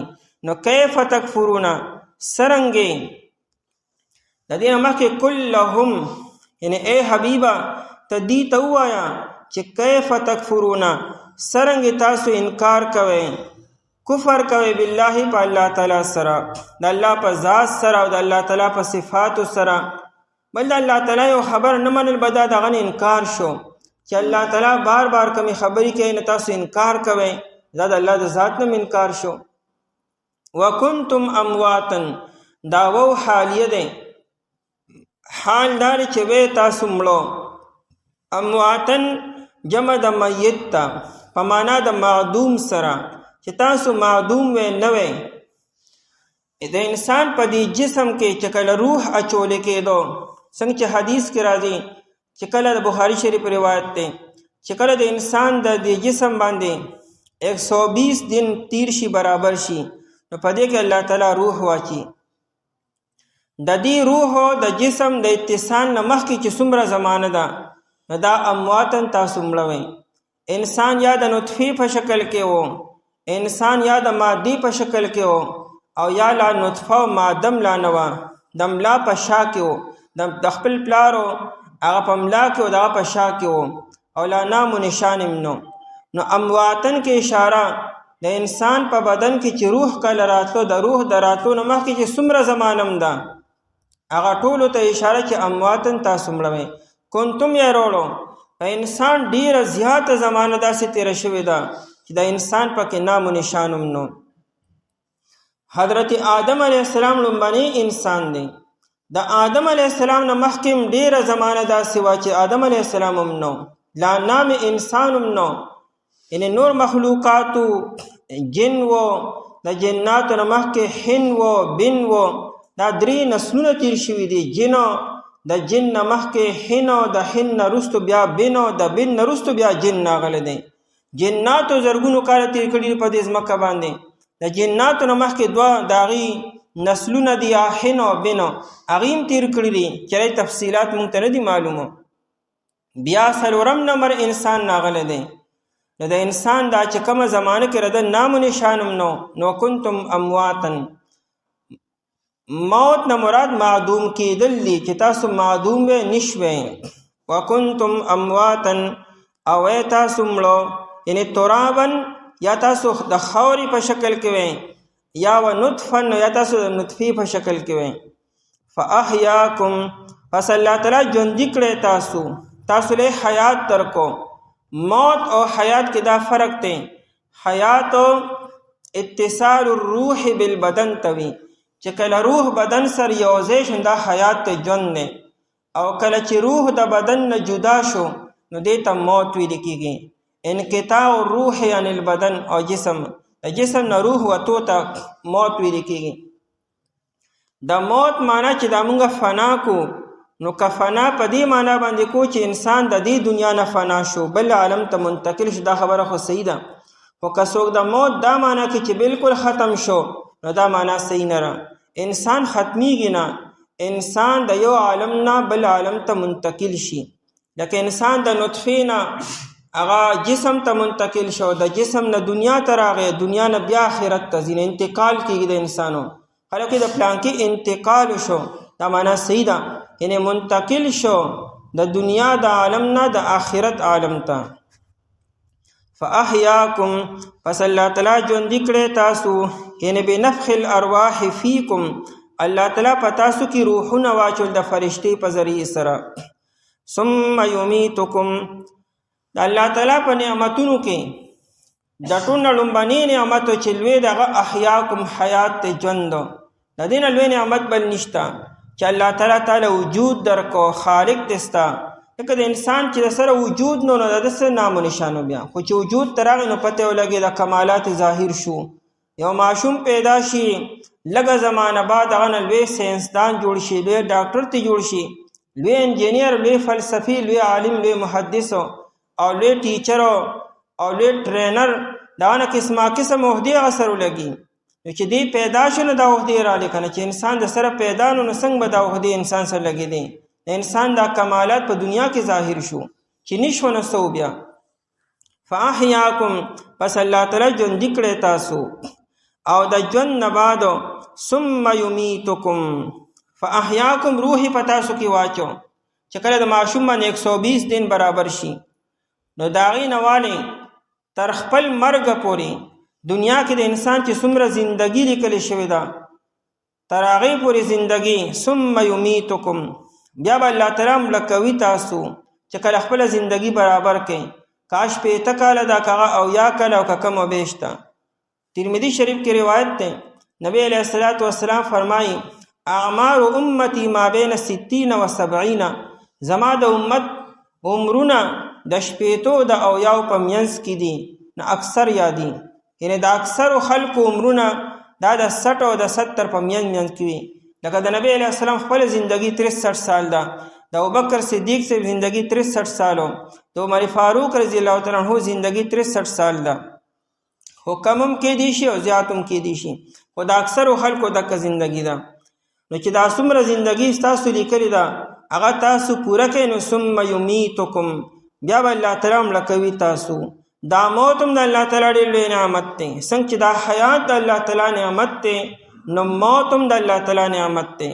د مؤمن دپاره یو حال چې دا بدتر نه دی، هر یو حال د انسان دپاره ښه دی. انسان چې کله مري نو انسان خپل محبوب سره ملاقات کی، الله تعالی سره، الله تعالی سره ملاقات او د جنت او د نعمتونو ملاقات بغیر د موت نه ممکن نه دی. چې کله موت راشي نو ته به هغه عالم ته منتقل شي. نو دا موت هم د الله تعالی نعمت دی، ځکه وایي ثم یمیتکم، بیا مړه کوي تاسو. او ثم یحییکم، انسان لګورې موت بې ټیمه نه راځي. دا څومره اسباب د مرګ چې مونږ تاسو ښکاري نو دا اسباب خپل ټیم دی اصل کې. دا نه چې که دا سبب نه و نو ګنې موت به نه و. دا مونږ ته چې څومره اسباب د مرګ ښکاري، دا اکسیډنټو او دا راپرېوتلو، دا دړې شو، دا هټ اټیک شو، دا والونه فیل شو او دا پلانکی وویشتو، دا ټول اسباب د مرګ دي. موت راتو په خپل ټیم باندې دکې ټیمو، یو انسان د خپل ټیم نه مخکې نه مري. تعددت الاسباب والموت واحد. متنبی یو لوی شاعر دی، نغوی چې من لم یمت بالسیف مات بغیره، تعددت الاسباب والموت واحد. او اصل کې یو سړي له غیرت ورکي چې دا مرګ ور په میدان جنگ کې نه دی، د توري د لاندې نه دی چې ته د میدان جنگ نه یریږي چې هسې نه مړ به شمه. نو مرګ صرف په میدان جنگ کې نه دی، من لم يمت بالسيف که سړی د تورې د لاسه مړ نشو نو په بل څه به مړ شي. نو دا دنیا کې دا خلک ټول خلک د تورې د لاسه مري یا میدان جنگ کې خلک مري. او تعددت الاسباب والموت واحد، مرګ ورم دک یو دی اسباب یې ډیر دي، اسباب د مرګ هغه زیات دي. نو دا مونږ ته ښکاري چې داسې شو داسې شو داسې شو، نه حکم د الله تعالی دک ټایم کې راغی. قاتل نه چې مطالبه به کېږي صرف د دې چې د اقدام د قتل ولې کړی، ورنه موت الله تعالی راوستلی، خو دا قاتل سبب ګرځېدلی دی. د ده نه به صرف د سبب په درجه کې مطالبه کېږي او دله به سزا ورکولی کېږي. یو انسان که خودکشي کوي نو دا د خپل ټایم نه مخکې ځان نه مړ کړي، خپل ټایم مقرر دی، همدغه زندګي وردو د ده نه چې دله سزا ورکولی کېږي دا صرف دی چې در خپل ځان د ختمولو اقدام ورې کړی دی، اراده ولې کړې ده، ده به نه کو دا کارو. او الله تعالی په دې اراده کې دا سړی مجبوره کی نه چې ته به خامخا اراده کې ګنې، نه دا انسان په خپل اختیار او په خپل مرضی باندې اقدام د خودکشي کې د دې نه به صرف په دې خبره مطالبه کېږي او دله به سزا ورکولی کېږي. څنګه چې روایت کې راځي چې کوم انسان په کومه طریقې سره ځان مړ کو نو جهنم کې به روزانه بار بارو، روزانه مراد دا دی چې یو ورځ کې یو پیره، یعنی هر ټایمو بار بار به دې ځان او شان مړ کی به او هره پیره په مرګ باندې چې کومه سزا ده او کوم تکلیف دی اب ورته بار بار ملاویږي به تر دې چې الله تعالی ورته بیا بهانه وکړي. نو موت چې دی دا په خپل ټایم باندې به راځي، دا بې ټایمه کولی نه شي. که دا تمامې دنیا انسانان راجمع شي یو سړی د خپل مرګ ټایم نه مخکې نه شي مړ کولی، او که تمام انسانان راجمع شي دا انسان د خپل ټایم نه رستو کولی نه شي، په خپل ټایم باندې به راځي. ثم یمیتکم، بیا مړه کوي تاسو له. چې کله د مرګ دا ذمہداري ملک الموت ته حواله شوه او ملک الموت د موت هغه تعریف ورسره ته معلوم شو، نو ملک الموت وی د الله جل شانو په دربار کې چې دا خو به خلک بیا ما ته نسبتونه کوي چې دا پلانکي مړ کو پلانکي مړ کو پلانکي مړ کو. الله جل شانو فرمایلو زه به داسې اسباب مسلط کم په دې باندې چې ستا نوم به څوک نه لي، هر سړی به تپوس کې دا پس مړ شو، هر سړی به دا چلو شو مړ شو، دا کارو شو مړ شو، دا کارو شو مړ شو، بیا وي د بس الله ته منظوره وه. یعنې وخت مقررو لومبې هغه اسباب یاد کی او بیا وروسته وي چې بس الله ته منظور و ټایم هم دکه مقررو. نو دا موت هم دکه یو دی، اسباب یې چې کوم دی نو هغه متعدد دي. او دې موت له به الله تعالی سبا قیامت کې یو شکل هم ورکي چې هغه د ګډ یو شکل به وي چې کله جنتیان جنت ته لاړ شي او جهنمیان جهنم ته لاړ شي، یو ګډ به راوستی شي. په یوه روایت کې د هغه موت د ګډ سره تشبیه ورکړی شوې ده. نو هغه ګډ به باقاعده د جنت او جهنم منځ کې حلال کړی شي. جنتیان به ډېر زیات خوشحاله شي، جهنمیان به ډېر زیات خفه شي. جهنمیان چې مرګ راشي نو خاتمه به وشي، او جنتیان چې د مرګ خو سره ختم شو مکملو. هسې موت هلته نه و، خو بیا هم د هغې مخې ته عملي طور باندې موت هغه حلال کړی شو. نو ثم یمیتکم، بیا مړه کوي تاسو لره. ثم یحییکم، او بیا به ژوندي کي تاسو لره. د موت نه بعد دوباره بیا ژوند دی چې دا کله اسرافیل علیه السلام دوباره هغه شپېلې ووخي. کله چې انسان مړ شي د روح خپل مستقر ته لاړ شي، یا علیین ته او یا سجین ته، او دا جسم په ځمکه باندې پاتې شي. بیا چې کله دا زمانه دي ته د برزخ زمانه ویل کېږي. د برزخ د زمانې نه بعدو چې کله الله تعالی هغه اسرافیل علیه السلام چې کله شپېلې ووخي دوباره، په دا وخت کې بیا به دا روح او جسم مکمل داخل بشي په جسم کې. نو ثم یحییکم، بیا به الله تعالی ژوندي کوي تاسو لره. او ثم الیه ترجعون، او کله چې ژوند راغی نو دا ژوند نه بعد بیا مرګ نشته دی، بیا به تاسو ټول الله ته واپس کولی بشئ. ثم الیه، بیا خاص هغه ته الیه روړو، خاص الله تعالی ته به تاسو واپس کولی شئ او جمع کولی بشئ. اوس هم څوک د الله نه لرې نه دی او نه د الله تعالی نه پټ دی او نه د الله تعالی څوک تښتېدلی دی. دا ټول خلق الله ته مخامخ دي. د الله جل شانه ذات سے ناشنا ذات دی. مونږ د ملک الموت نه نشو تښتېدی. یو حدیث کې نبی علیہ الصلوۃ والسلام د ملک الموت نه تپوس وکړو چې دا په یو ټیم کې تو د دې دومره انسانانو روحونه څنګه اخلي؟ په یو ټیم کې پوره دنیا ده، مشرق او مغرب او شمال او جنوب په یربونو خلک دی، په یو ټیم کې څومره انسانان مري، دلته کې یو ځای کې بل ځای کې به بیا ډیر خلک په یو ځای مري. ټول نه څنګه تروهلی لکه په زلزله کې په زرګونو خلک په یو ځای باندې غرق شي، بلډینګ راوغادېږي په لکونو خلک په یو ځای باندې په نور آفاتو سره. نو ملک الموت وی ما ته را دنیا داسې لکه یو کاسه چې مخې ته پرتې یو پلیټ او پای کې مخکې مختلف اشیا پراته وي او تاسو دغه پلیټ نه هر څیز راغستل انتهایی آسان دي، خو لاس ښکته کې یې راوایلی که د پلیټ د هغه سر نه یو کړه دې سر نه. نو دقه رنګې دا دنیا ما ته یو پلیټ دی، دا تمام انسانان ما ته داسې آسان دي لکه تاسو د پلیټ نه یو څیز راغستل آسان دي. نو ملک الموت خو یو مخلوق دی، خو یو فرشته را که نه. الله جل شانهو قدرتونه او د الله تعالی علم او د الله تعالی احاطه دی خو د انسان تصور هم نشي کولی. ثم الیه بیا خاص هغه ته، چونکې دنیا کې د انسان څه قوت او طاقت او اختیار دی او ارادي دي، زه دا کومه زه هغه کومه ما دا وکړو زه به هغه وکړمه. مونږ هم ناشنا خبرې کوو، مونږ ته هم خپل ځان څه ښکاري چې ګنې څومره طاقت دی زما، څومره زما قوت دی او څومره زما بیک چې کوم دی نو مضبوط دی دا هغه. نو په دغه ورځ به ستا دا تمام قوتونه ختم شي، تمام اختیارات به ختم شي، بیا به صرف او صرف الله ته به واپس کېږي. به دلته خو موږ په خپل مرضۍ باندې روان یو، هلته بیا خپله مرضي بني. ثم الیه بیا خاص هغه ته ترجعون تاسو به واپس کولی شئ. دنیا کې خو تاسو وګرځېدئ هر څه وکړو په خپلې مرضۍ باندې، چا ومنو چا ونه منو، چاوې داسې دی چاوې داسې دی، هلته به هغه ته واپس کېږي. ترجعون واپس کولی به شي الله تعالی ته. دومره کافي دی. څرنګې تاسو انکار کوئ په الله تعالی سره، حال دا دی چې وی تاسو مړو پس الله تعالی ژوندي کړی تاسو، بیا مړه کوي تاسو لره، بیا به ژوندي کوي تاسو لره، بیا خاص هغه ته تاسو واپس کولی شئ. بسم الله الرحمن الرحیم. هو الذي خلق لكم ما في الأرض جميعا ثم استوى إلى السماء فسواهن 7 سماوات وهو بكل شيء عليم.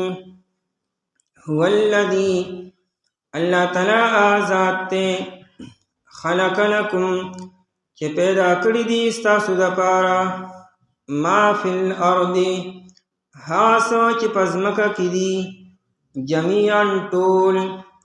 ثم استوى بیا الله تعالی قصد کو الی السماء آسمان طرف ته، فسواهن پس برابر یې جوړ کړه دې لره 7 سماوات و آسمانونه، وهو بكل شيء هغه په هر یو څیز باندې علیم خپویه دی. د دې رکوع په شروع کې د انسان د پیدا کولو مقصد بیان شو چې الله جل شانه انسانان پیدا کړي دي د خپل بندګۍ دپاره او د عبادت دپاره. ځکه ورته ویلو اعبدوا ربکم، د خپل رب بندګي وکړئ، تاسو را بندګۍ دپاره پیدا شوي. او د دې رکوع په آخرني آیت کې چې دا آیت دی دې کې ورته وایي چې دا هر څه موږ ستاسو لپاره پیدا کړي دي. دا څومره نقشه چې تا ته ښکاري بره او ښکته، دا ځمکه چې ته پې ګرځي او ته پې ملاستې او فایدې تې حاصلې، او دا بره خلا او اسمان، دا ټول هر څه موږ ستا لپاره پیدا کړي دي. او ته موږ را دې لپاره نه پیدا کړي، ته موږ د خپلې بندګۍ لپاره پیدا کړي. د دې مثال داسې دی لکه انسان چې یو کور ته شفټ کېږي، ناول ځان له کور ښکلې په نقشه باندې جوړ کړي، چې کله کور تیار شي نو دا انسان بیا دغه کور ته منتقل شي. دارنګې د انسان د پیدا کولو نه مخکې الله تعالی دا نقشه جوړه کړه، د ځمکه او اسمانونه یې جوړ کړو. د ځمکې مثال د فرش دی او د اسمان مثال د چت دی، او دا په اسمان کې چې سپوږمۍ او نور او ستوري دي دا پکې بلپونه او رڼاګانې دي.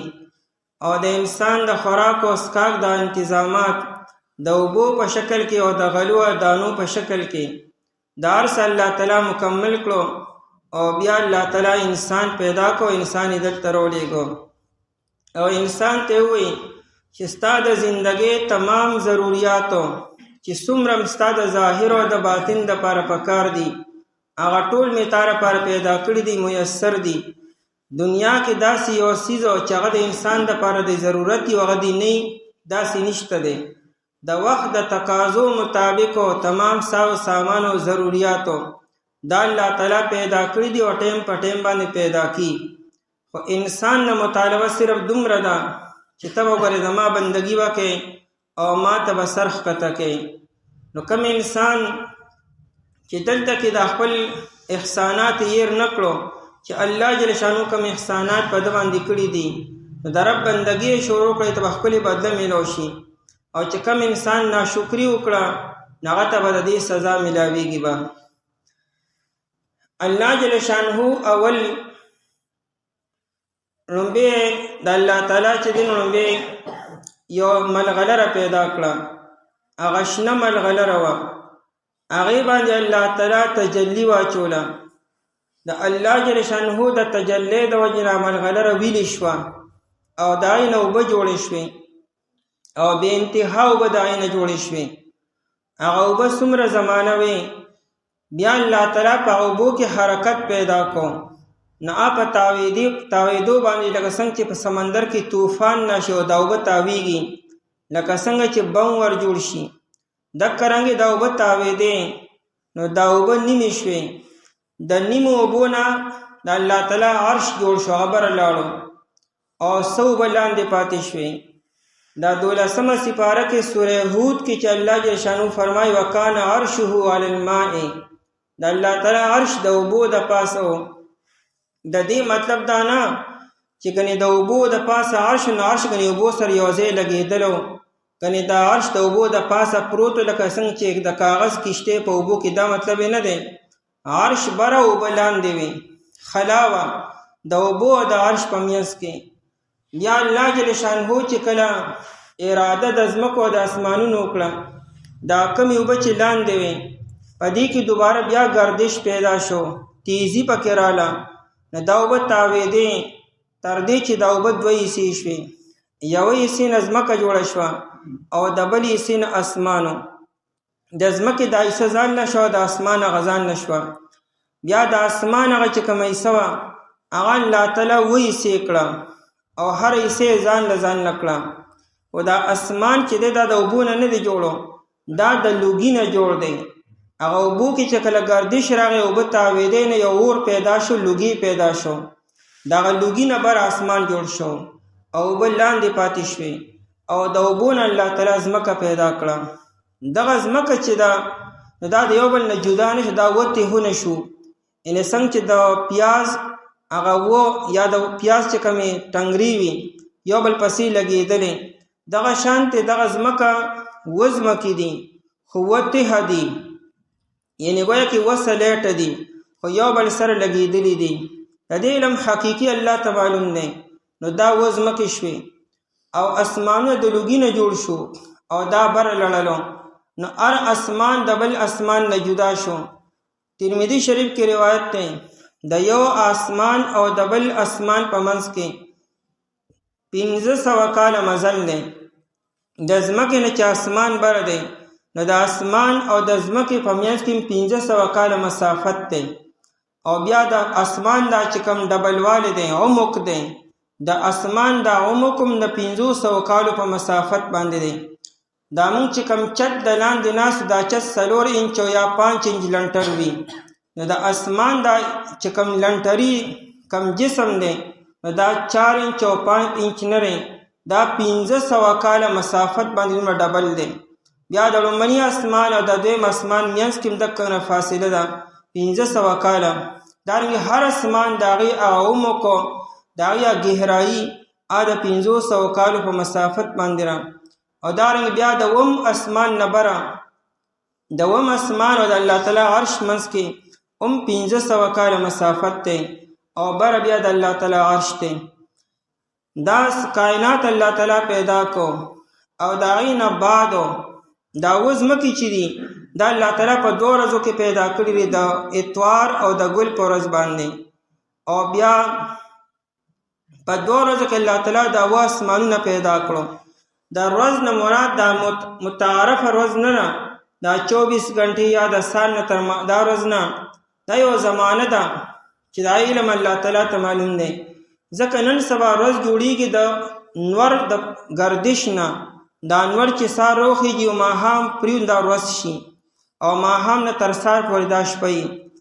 اوس خو لازمه کې اسمانون لا اوس پیدا کېږي، نور خو به وروستو پیدا کېږي، نو ورځ کم دی وه. نو دا یو زمانه ده، یو مقدار دی چې دا علم الله تعالی ته دی. کېدای شي 1000 سال ته نه مرادي. نو په 2 ورځو کې الله تعالی بیا 2 اسمانونه پیدا کړو، او په 2 ورځو کې الله تعالی د ځمکه کې دننه چې څومره مخلوقات دي، یعنی هغه غرونه دي، هغه اوبه دي، ونې دي او معدنیات دي، دا پکې الله تعالی پیدا کړو.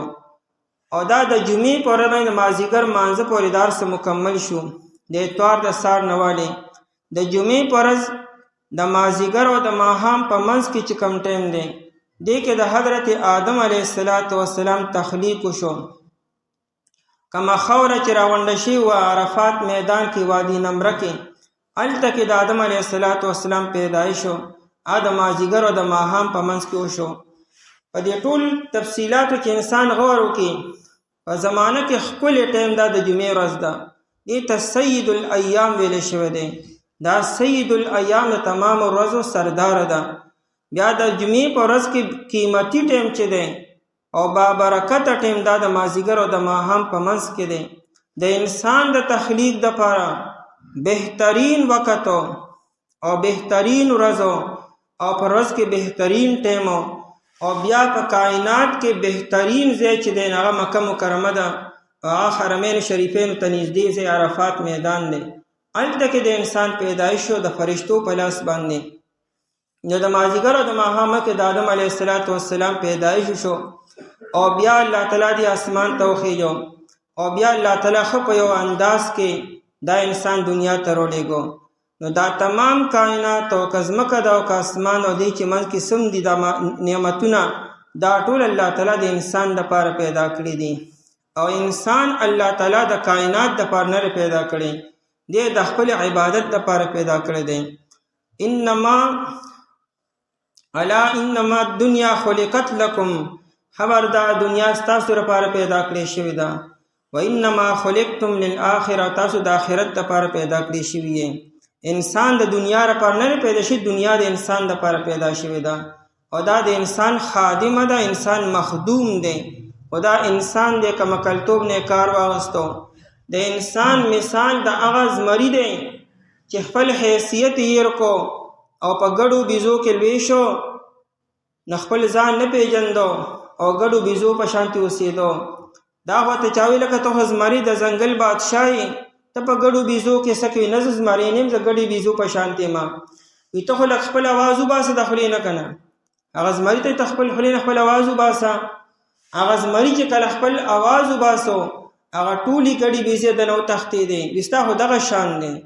مومن مسلمانو او په کائنات کې ګمسم وي، مومن مسلمانو په کائنات کې هغه به ډوبېږي به.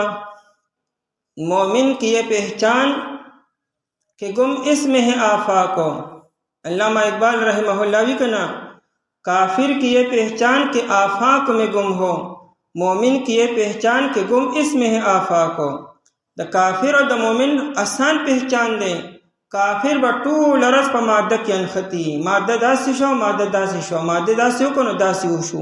د هر څیز دپاره علتو دا ردی وجه وي، دا کار وشو، دی وجه دا الله تعالی ته بالکل سیټ تکړه دی. هغې هر څیز دپاره علت او وجه، دا تبه ردی وجه نه راغله، دا ټوخي ردی وجه نه راغی، دا نقصان د دې وجه نه وشو، باران د دې وجه نه کېږي، بخارات نشته او بخارات شته. یعنی هر څیز دپاره یو ظاهري علت او سبب او الله تعالی پکې بالکل سیټ ته دی. او مومن کې به کائنات ګمي، مومن به کائنات کې ګم نه. مومن صرف او صرف د الله جل شانه د بندګۍ لپاره او د عبادت لپاره هغه پیدا شوی دی.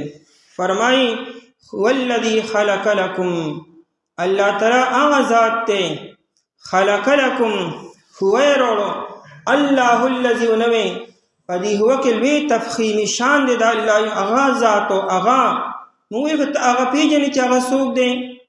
د نوم نه زیاتو دا احترام او عظمت پدې کې دی هغه ذات الذي خلقکم څوک یادې مړه هغه ذات یادوم چې چا دومره لوی کائنات پیدا کړی دی الذي خلق لكم کیدای شي الله څوک نه پیژني او دا کائنات خور څوک پیژني کنه چې دا چا پیدا کړی دی نه ذات یادي الذي خلق لكم هغه ذات چې پیدا کړی دی ستاسو لپاره خلق وروړو لومړنی نعمت په انسان باندې دا پیدایش دی او د پیدایش نه بعد د ضرورت او د بقا سامانو چې څومره سپکار دي خلق لكم پیدا کړی دي ستاسو د لپاره د لکم کې د لام د لپاره د تعلیل د الی اجلکم ستاسو د وجه نه ارس پیدا کړی دي کني د الله تعالی دی خبر ته ضرورت بالکل نشته په دې کائنات کې د الله تعالی د ذات نه علاوه تدې کدا عرش دی او ک لوح دی او ک قلم دی او ک کرسی ده او ک د اسمان او زمکی دي او ک ملائک دي دا څومره اشیاء چې لکه څومره مخلوقات والله کدا الله تعالی دې ته ذره برابر څه فائدہ پدې کې شته او څه ضرورت ته شته ده دا هر څه الله تعالی د انسان لپاره او د مکلف لپاره پیدا کړی دي نه د الله تعالی فرشتو ته څه فائدہ شته الله تعالی ته یا د نور کائنات کې الله تعالی ته څه فائدہ شته دا ارسه د انسان لپاره لکم ستاسو لپاره دا ارسه ستاسو لپاره پیدا شوی دي لکم یوې وزان لپاره معنی چې لنا الله تعالی نه ځان له جمع کول کی او نه د ځان لپاره سغواړي کداستانه د صدقې او د خیرات او د زکات مطالبه نه الله تعالی ته څه ملاويږي او په خپل لاس باندې یو غریب مسلمان ته ورکې کنه دیګ الله تعالی ته څه ملو شو سو رسید الله پاک ته خو تی خپلو کې تقسیمه الله ته ستا اخلاص او ستا جذبه او ستا اراده صرف رسیږي خلق لكم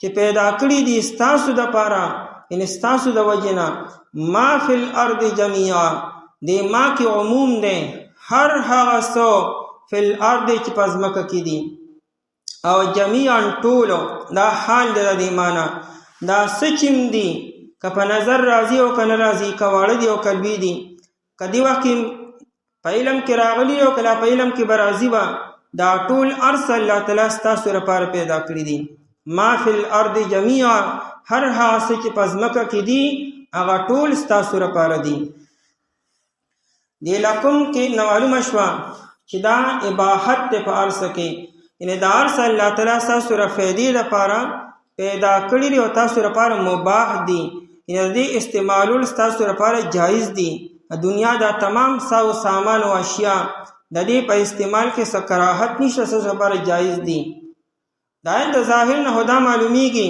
چې ارس حلال دي د انسان لپاره ځکه ارس د انسان لپاره پیدا دي ار یو سیس پکې راغی نو گویا کہ ارس حلال شو حالانکہ دنیا کے ډیر سيزونه حرام دي دا بنکه پیدا شوی دي اشیاء دي لیکن داغه استعمال حرام دي او د ظاهر نه معلومیږي چې ارس حلال دي فایده غسل داینا نو اصل کې دلته کې د فایدو خبره کې دي چې تاسو لپاره فایدې دي په هر یو چیز کې د انسان لپاره فایده را اگر چې په ظاهر کې نقصان تا تخکاری لیکن دې کې حقیقت کې د انسان لپاره فایده ده باقی استعمال او نه استعمالو نو دا د هر زمانی په شریعت کې ردی وضاحت شوه ده هر زمانه کې چې کوم شریعت راغله ده هغه شریعت ول ویل دي چې دا به استعمالوي او دا باندې استعمالوي چې کوم سيزونه شریعت حرام کړو نو بیا نه استعمالو نو دا غي په نه استعمالولو کې فایده ده او چې کوم اشیاء شریعت وی چې دا استعمالوي مباح دي دای په استعمال کې د انسان لپاره فایده ده نو شریعت چې دا کوم خبرو تصریح کړی را چې دا باندې استعمالوي نه باندې استعمالو آی کې د انسان لپاره بیا نقصان دی او باندې استعمال کې انسان لپاره فایده ده شریعت یو اصول بیان کو هر هغه حیوانو چې هغه په بل حیوان باندې حمله کوي او بل حیوان ماتی او شلیه او سریکیه لکه زمری شو او پړانګ شو چیتا وغیرہ داسي لکه سپی شو دا په بل حیوان باندې حمله کی او هغه ماتی په خله باندې او په پنجو باندې دې باندې دا حرام دي په مرغو کې هر هغه مرغه چې هغه په پنجې سره ښکار کی او په مهو کې سره ښکار کی لکه باز شو دغه شانته مرغه چرینده حرام ده باندې استعماله دا وجه ده چې په دې کې درندواله دی، دا بل نه وینس کی او بل حیوان ماتی، نو که انسان دغه حیوانات خوړل شروع کړو، دغه مرغۍ او دغه حیواناتو، نو د هغې اثر به خامخا په انسان کې راځي به، نو انسان به هم درنده شي، انسان به بیا د انسان وینه بس کی، بیا به انسان هم د انسان په جان باندې او په مال باندې به حملې کړي او ډاکې واچي. نو انسان خو حیوان نه دی که نه، انسان خو اشرف المخلوقات دی، دکې خو به د خیرخواهۍ جذبه وي، دکې خو به الفت وي، دکې خو به انس وي، دی خو به د بل په غم باندې خفه کېږي به، نو انسان ناسې نه حیوان جوړ شي. نو ځکه دغه حیواناتو د خوراک نه منع وکړه. او چې کومې کې شریعت خاموشي اختیار کړې ده، نو پای کې بیا اصل اباحت هغه بیا مباح دي، هغه بیا استعمالولی شي. او دا کومو اشیاو کې چې موږ ته ضرر ښکاري، لکه مار شو، لړم شو، یا دا ماشي او ماچان چې موږ ته په ظاهره کې دې فایدې نه ښکاري، دې کې بلا شي فایدې دي، او چې څوک د دې ماهرین دوی په دې باندې ریسرچ کړي، ناغین په دې خپلې مقالې ولیکلي 30 څیزو چې په دې کې بلا فایدې دي، الله تعالی په دې کې ښودلي، دا د دوایانو لپاره استعمالیږي. په دې کائنات کې داسې زهریله ګیسونه دي، که دا زهریله ځناور یو طرف ته شو، نو هغه زهریله ګیسونو د وجې نه انسان ژوندی نشي پاتې کېدی. او دا بلا واقعات په کائنات کې داسې شوي دي چې یو ملک داسې حیوان ختم کړی دی، نو په ملک کې قسمه قسم بیماری بیا راغلي دي، او بیا هغې د هغه حیوانات د بل ځای نه بیا راغوښتي دي، نو داسې واقعات په دنیا کې راغلي دي. نو دا د انسان د فایدې لپاره دي، دا زهریله ځناور هغه زهریله ګیسونه خوري او انسان آی ژوندی پاتې کېږي. هو الذي خلق لكم ما في الارض جميعا، الله تعالی ذات دی چې پیدا کړي دي ستاسو لپاره هغه څه چې په ځمکې ټولو. ثم استوى، بیا الله تعالی قصد کو، الله تعالی قصد کو، اراده وکړه. استوا په عربي کې په ډېرو معنو راځي، په معنا د اوچتېدو ته، پورته کېدو ته، په معنا د برابرۍ سره، په معنا د قصد او اراده کولو، ټولې معنی راځي. دلته کې معنا قصد او اراده کولو. ثم استوى ای قصد الیها، الله تعالی قصد او توجه وکړه، الی السماء، آسمان طرف ته. آسمان خو یو لوګي و، هغه لوګي طرف ته توجه وکړه، اراده وکړه چې دام برابر کما. فسواهن، الله تعالی برابر جوړ کړو دا اسمانونه، 7 سماوات و اسمانونه. فسواهن عربی کې تسویه په معنا د برابرولو سره، ای اتمهن وقواهن، الله تعالی برابر کړو بغیر د نقص نه، هر څه بالکل کامل طریقې سره جوړ کړو، 7 سماوات و اسمانونه. د آیت د ظاهر نه دا معلومه شوه چې ځمکه مخکې پیدا را او اسمانونه بیا وروستو پیدا شو، او دا عقل سره موافق راځي. انسان چې کله کور جوړي، نو لومبې ځمکه باندې هغه دیوالونه قایم کړي او بیا وروستو چت جوړي، نو فرش مخکې او چت بیا وروستو وي. ځمکه الله تعالی مخکې پیدا کړې ده او اسمانونه وروستو پیدا کړي دي. د دې ذکر په سوره حامیم السجده کې 23 سپاره کې هم دی. هلته هم داسې ده چې ځمکه مخکې پیدا را او اسمانونه وروستو پیدا دي.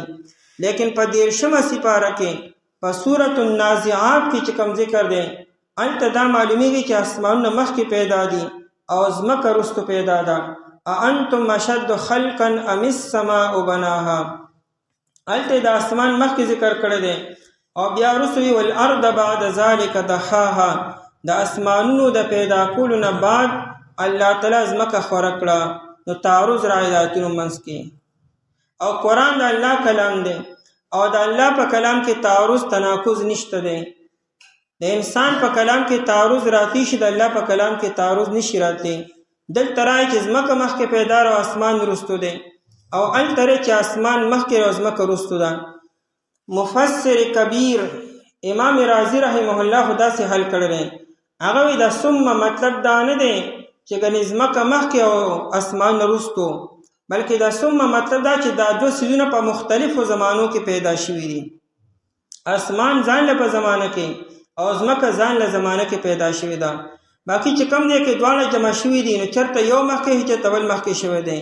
او د قرآن مقصود دا ترتیب بیانول نه دي چې ګنې دا یو مخکې دغه یو وروستو، خو دوه مختلف اشیاء الله تعالی پیدا کړي دي په مختلفو زمانو کې، بس هلته جمع شوي دي، ذکر شوي دي او ترتیب دی نه دي ورکول پکار، نو تعارض بیا نشته دی. لیکن حضرت تانی رحمه الله تعالی هغه ظاهري تطبیق هم راوستی دی. هغه وی اصل کې الله تعالی د ځمکې دا ماده پیدا کړه، ماده دا چې دا اوبه وي او دا اوبه الله تعالی یو ځای کړي. ځمکې لا موجوده حیات نو صرف ماده پیدا شوه، بیا الله تعالی لوګي پیدا کو د ځمکې نه پسو، څنګه چې موږ شروع کې وایي نو لوګي د اسمان دپاره بنیاد دی او دا اوبه د ځمکې دپاره بنیاد دی. نو ځمکه مخکې شوه او لوګي ورپسې شو، بیا چې کله لوګي الله تعالی پیدا کو نو د هغې نه پس الله تعالی دا ځمکه خوره کړله په موجوده حیات باندې، او بیا الله تعالی د لوګي نه هغه اسمانونه خوره کړو. چې چېرته د اسمان ذکر مخکې راغلی دی، هلته دا چې لوګي د موجوده ځمکې نه مخکې پیدا دی چې کوم موجوده حیات دی، او چېرته چې د ځمکې ذکر مخکې راغلی دی بیا مطلب دا چې دا د ځمکې دا چې کومه ماده اوبه دي نو دا د لوګي نه مخکې پیدا ده. نو ټول روایتونه خپلو کې لږ روایتونه منځ کې، به هر حال اسمانونه ودي، قرآن کریم کې د اوه اسمانونو ذکر دی او ځمکې م الله تعالی اوه پیدا کړي دي، خو قرآن کریم کې صراحتا د دې خبرې ذکر نه چې ځمکې ودي، یعنې د اوه د عادت په قرآن کې نشته دی. ومن الارض مثلهن لفظ راغلی دی چې ځمکې هم د اسمانونو په شان تیري، نو مفسرین حضرات چې دا اوه ځمکې دي. البته بخاری او د مسلم په یو روایت کې عائشه رضی الله تعالی عنها فرمایي چې چا یو لیش ځمکه قبضه کړه په ناجایزه باندې په ناحق باندې د نه، لیکن د په دروغو ګواهانو سره او یا په خبرو اترو سره او یا په پټوارخانه کې څه ترتیب مرتیب برابر کو او هلته کې دا انټري وکړله، یعنې ځمکه په دروغه په ناجایزه طریقې سره یولی شو. من اخذ شبرا من الارض ظلما، چا چې یو لیش ځمکه ظلمن قبضه کړله او د نه، نو نبی علیه الصلاة والسلام فرمایي چې طوقه یا توقه من 7 ارضینا، الله تعالی به تر اوه ځمکو پورې دغه یو لیش ځمکه به راوچته کړي او د هغې نه به یو هار او امیل جوړ کړي او دته به یې سبا قیامت کې دې غاړې ته واچي، او دا به د دې علامت وي چې دا هغه انسان دی چې دو پردې ځمکه په ناجایزه طریقې سره قبضه کړې وه. نو دا روایت ډېرې پیرې راغلی دی، مسلم شریف کې مو او بخاري شریف کې مو چې دا اوه ځمکې دي. نور روایتونو کې هم د اوه ځمکو ذکر هغه راغلی دی. وهو بكل شیء علیم، او الله تعالی په هر یو څیز باندې علیم پوهه دی. بكل شیء مخکې کله کې وهو علیم بكل شیء دی، دې کې اشاره وکړه چې د الله نه ګورې څه پټ نه دي، الله تا ته نه ښکاري خو الله تعالی ته ګورې ته ښکاري. دا اوس مکې و اسمانونه د هر څه الله تعالی ته معلوم دي او په دې باندې ښه پوهېږي. علیم دا مبالغه په عالم کې، عالم معنی جاننے والا، علیم معنی ډېر پویا. الله جل شانه په باریک بینو باندې پوهېږي، په ذراتو باندې پوهېږي، په پټو په ښکاره خبرو باندې پوهه دی. الله تعالی ذات دی چې پیدا کړی دی ستاسو لپاره هغه څه چې په ځمکه کې دي ټول، بیا الله تعالی کستو کو آسمان طرف ته، پس برابر یې جوړ کړو دې لره اسمانونه. الله تعالی په هر یو څیز باندې ډېر پوهه دی.